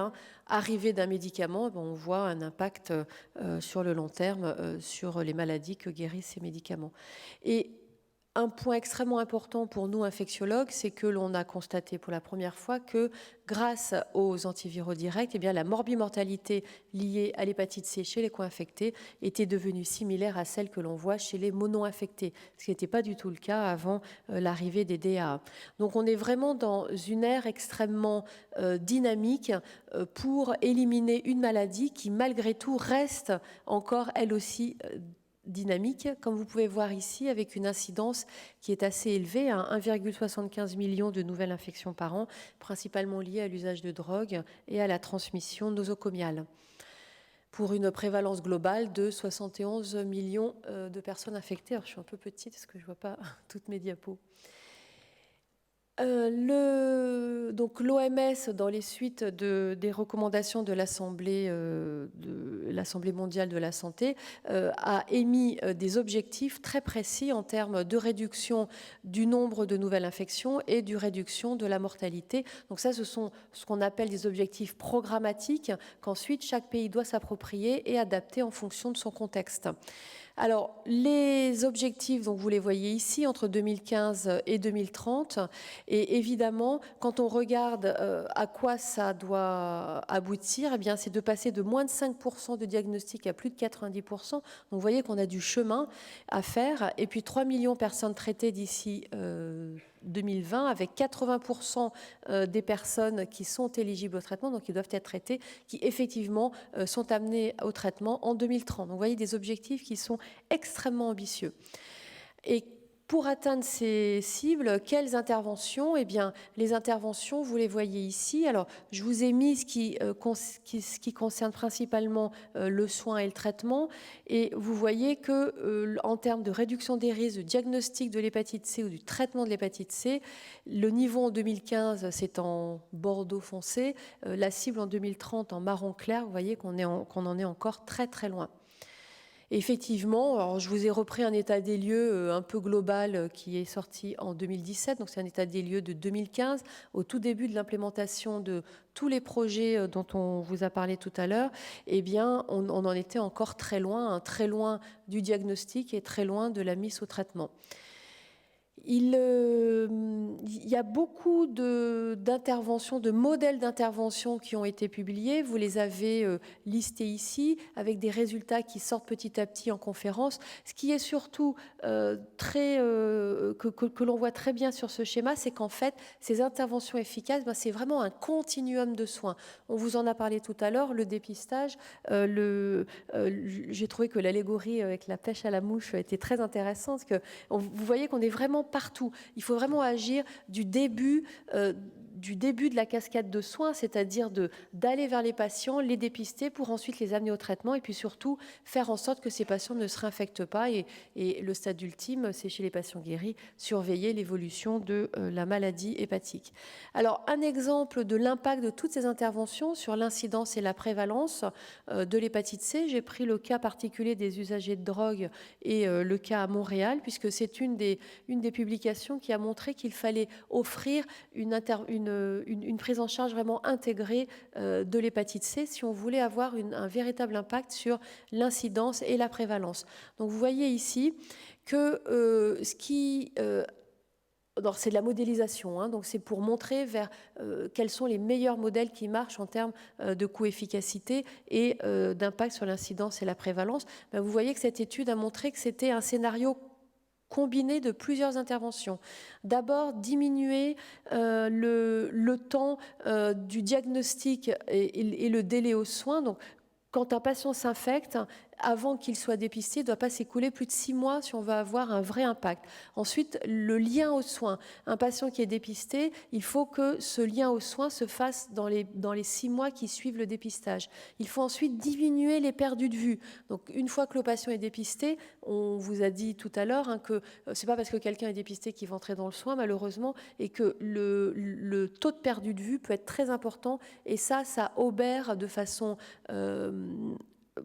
très élevé l'impact qu'on peut avoir sur l'incidence et la prévalence. Donc la baisse du perdu de vue, évidemment le traitement pour tous à tous les stades de fibrose, avoir des médicaments dont l'efficacité est supérieure à 90% et enfin que le taux d'initiation de traitement augmente au moins jusqu'à 20%. Et vous voyez que dans ces situations, dans ce modèle précis des usagers de drogue à Montréal, mais qui est très proche du système, des modèles qu'on peut avoir en France, on va avoir un impact.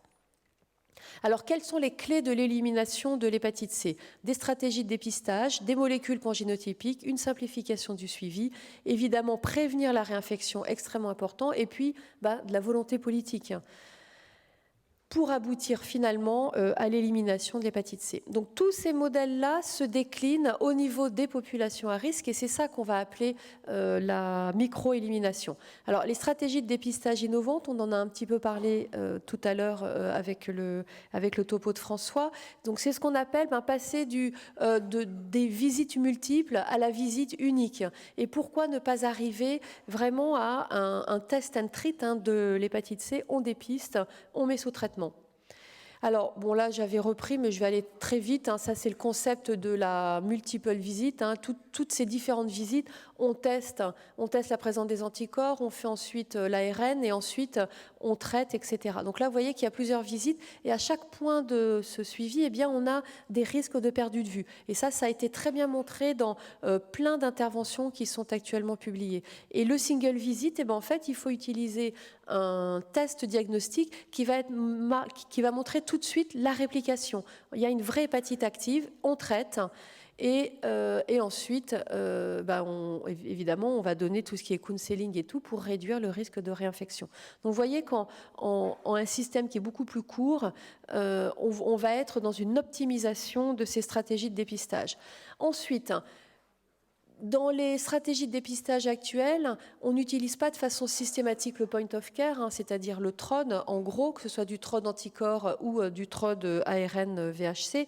On reste encore très laboratoire centré. On envoie à l'extérieur la prise en charge, les prélèvements qui sont faits. Donc là, quand je dis, là je vous ai mis une photo d'un centre de prise en charge des usagers de drogue que l'on avait monté avec Médecins du Monde au Vietnam, ce type de centre-là, vraiment dans la communauté, dans lequel on peut faire des TROD et proposer le traitement, c'est ce qu'on appelle vraiment le modèle décentralisé basé sur les point of care. Et puis, vous avez le modèle centralisé avec les grosses machines vers lesquelles arrivent les prélèvements.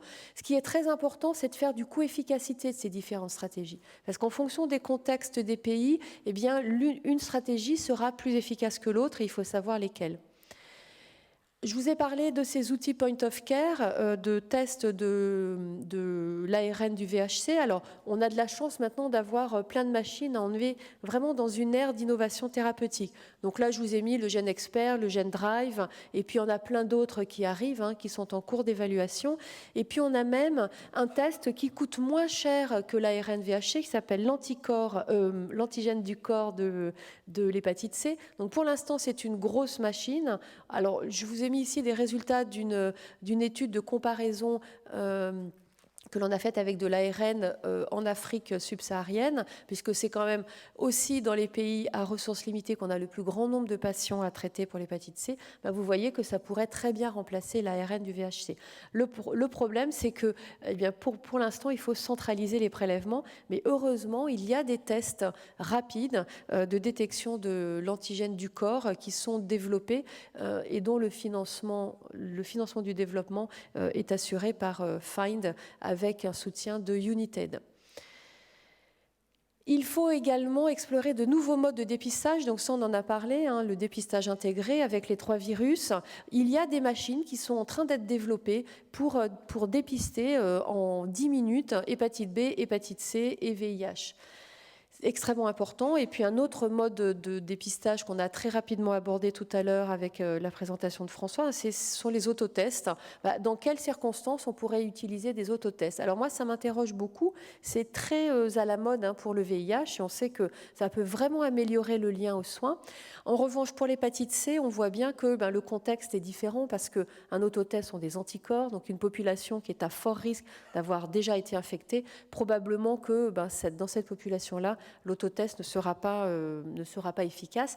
En revanche, si on veut dépister des patients qui ne sont pas à risque connu, donc ces milliers de patients qui arrivent en consultation à 50, 60, 70 ans parce qu'ils ont par exemple eu un test avant une intervention chirurgicale, peut-être que ces autotests peuvent toucher ce type de population. Et ce qui a été montré dans ces études, parce que c'est la grande question, comment quelqu'un qui va se retrouver avec son autotest positif à domicile va réagir, eh bien on commence à avoir des études sociologiques, psychosociologiques qui montrent que les autotests sont acceptables. Donc l'enjeu global, c'est vraiment passer de ces multiples visites au test and treat. Une visite, on teste, on traite, exactement comme on essaie de le faire dans le VIH. Un point aussi essentiel, et on n'a peut-être pas encore assez insisté dessus, c'est ce qu'ils appellent en anglais le contact tracing, c'est-à-dire qu'à partir du moment où on a un patient qui est dépisté, eh bien, faire une notification en fait à tous les partenaires d'injection, à tous les partenaires sexuels quand il s'agit d'hommes ayant des relations sexuelles avec les hommes, etc., pour justement faire ce maillage et amener aux soins toutes les personnes qui sont en contact avec la personne infectée. Et je pense que ça, pour l'hépatite C, on ne l'a pas encore suffisamment fait en France.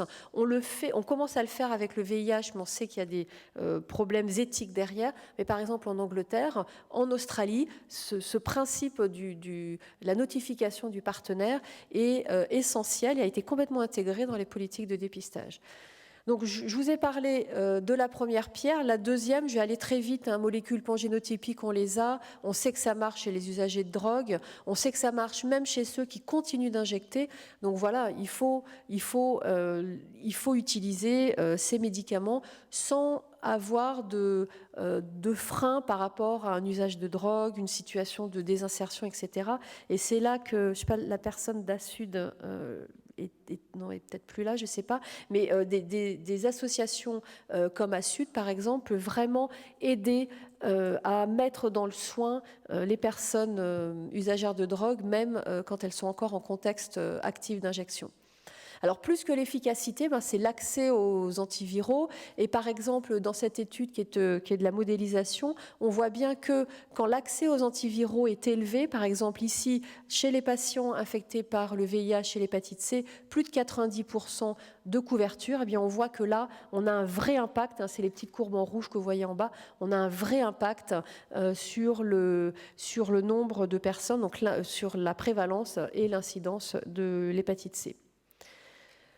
Troisième clé importante, la simplification du suivi. Le paradigme de simplification, c'est de ne pas amener les gens aux soins, mais d'amener le soin aux personnes infectées. Et c'est là qu'on rentre aussi dans la pêche à la mouche, aller aux endroits où il y a ces populations à risque et leur apporter le soin et non pas tout centraliser.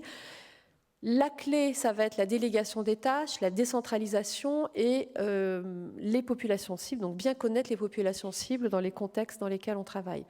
Je voulais juste vous montrer que quand même, la simplification du soin doit prendre en compte les populations dans lesquelles on va intervenir. Et dans cet essai, qui est un essai international où on a évalué avec tout ce qu'il fallait sur le plan statistique pour montrer une différence entre une stratégie simplifiée, on met les patients sous traitement, contact téléphonique pendant le traitement, on les revoit 12 semaines après la fin du traitement, versus un suivi standard où on voit les patients relativement régulièrement, ce qu'on fait maintenant. Alors on voit qu'en fait, la SVR, donc la réponse au traitement, est très bonne, 95% chez les patients qui sont dans le bras standard versus 92%, mais malgré tout, sur le plan statistique, il y avait quand même une légère moins bonne efficacité du bras très simplifié versus au bras standard.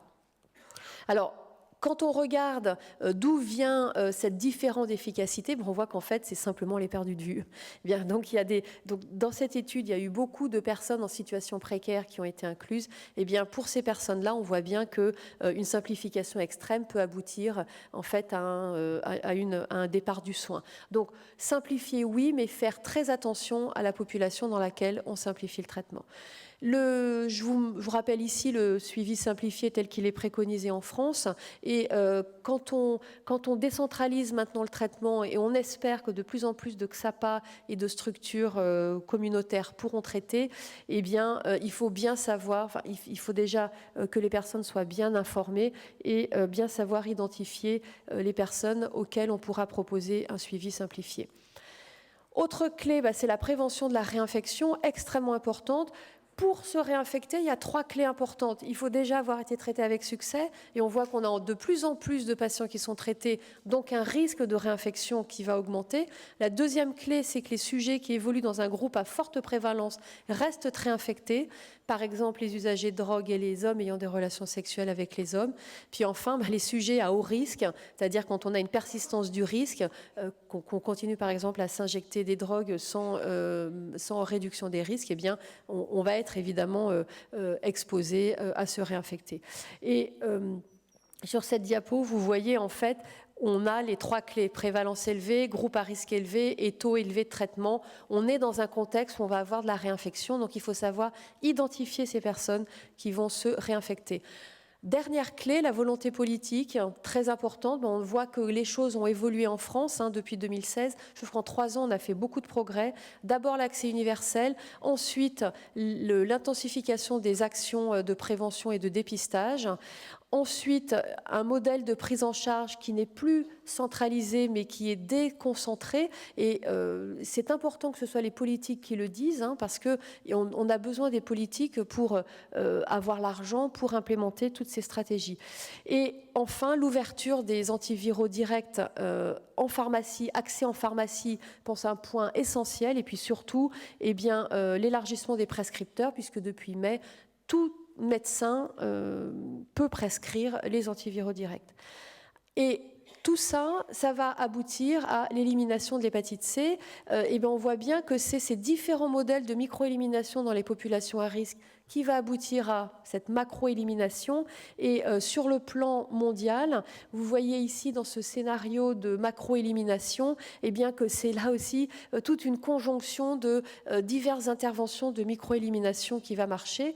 Si on veut aboutir à ces 3 cibles dont on vous a parlé depuis le début de la matinée, qui va être les moins 65% de mortalité, moins 85% d'incidence.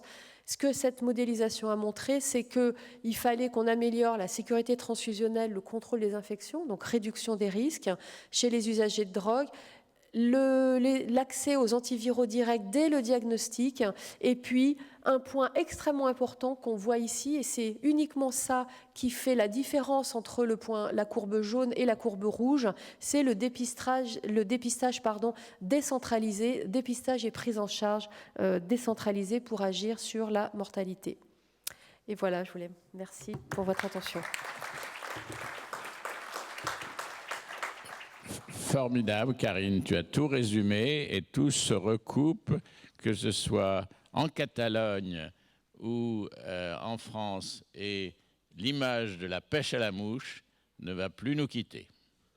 Donc, on fait vite du brainstorming et notre président arrive pour écouter ces discussions rapides, parce qu'il faut quand même qu'il y ait une pause. On a commencé en retard, mais vite, un échange bref.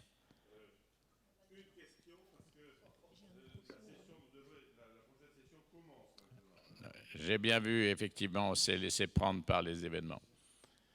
L'intérêt du sujet. Alors, une question burning.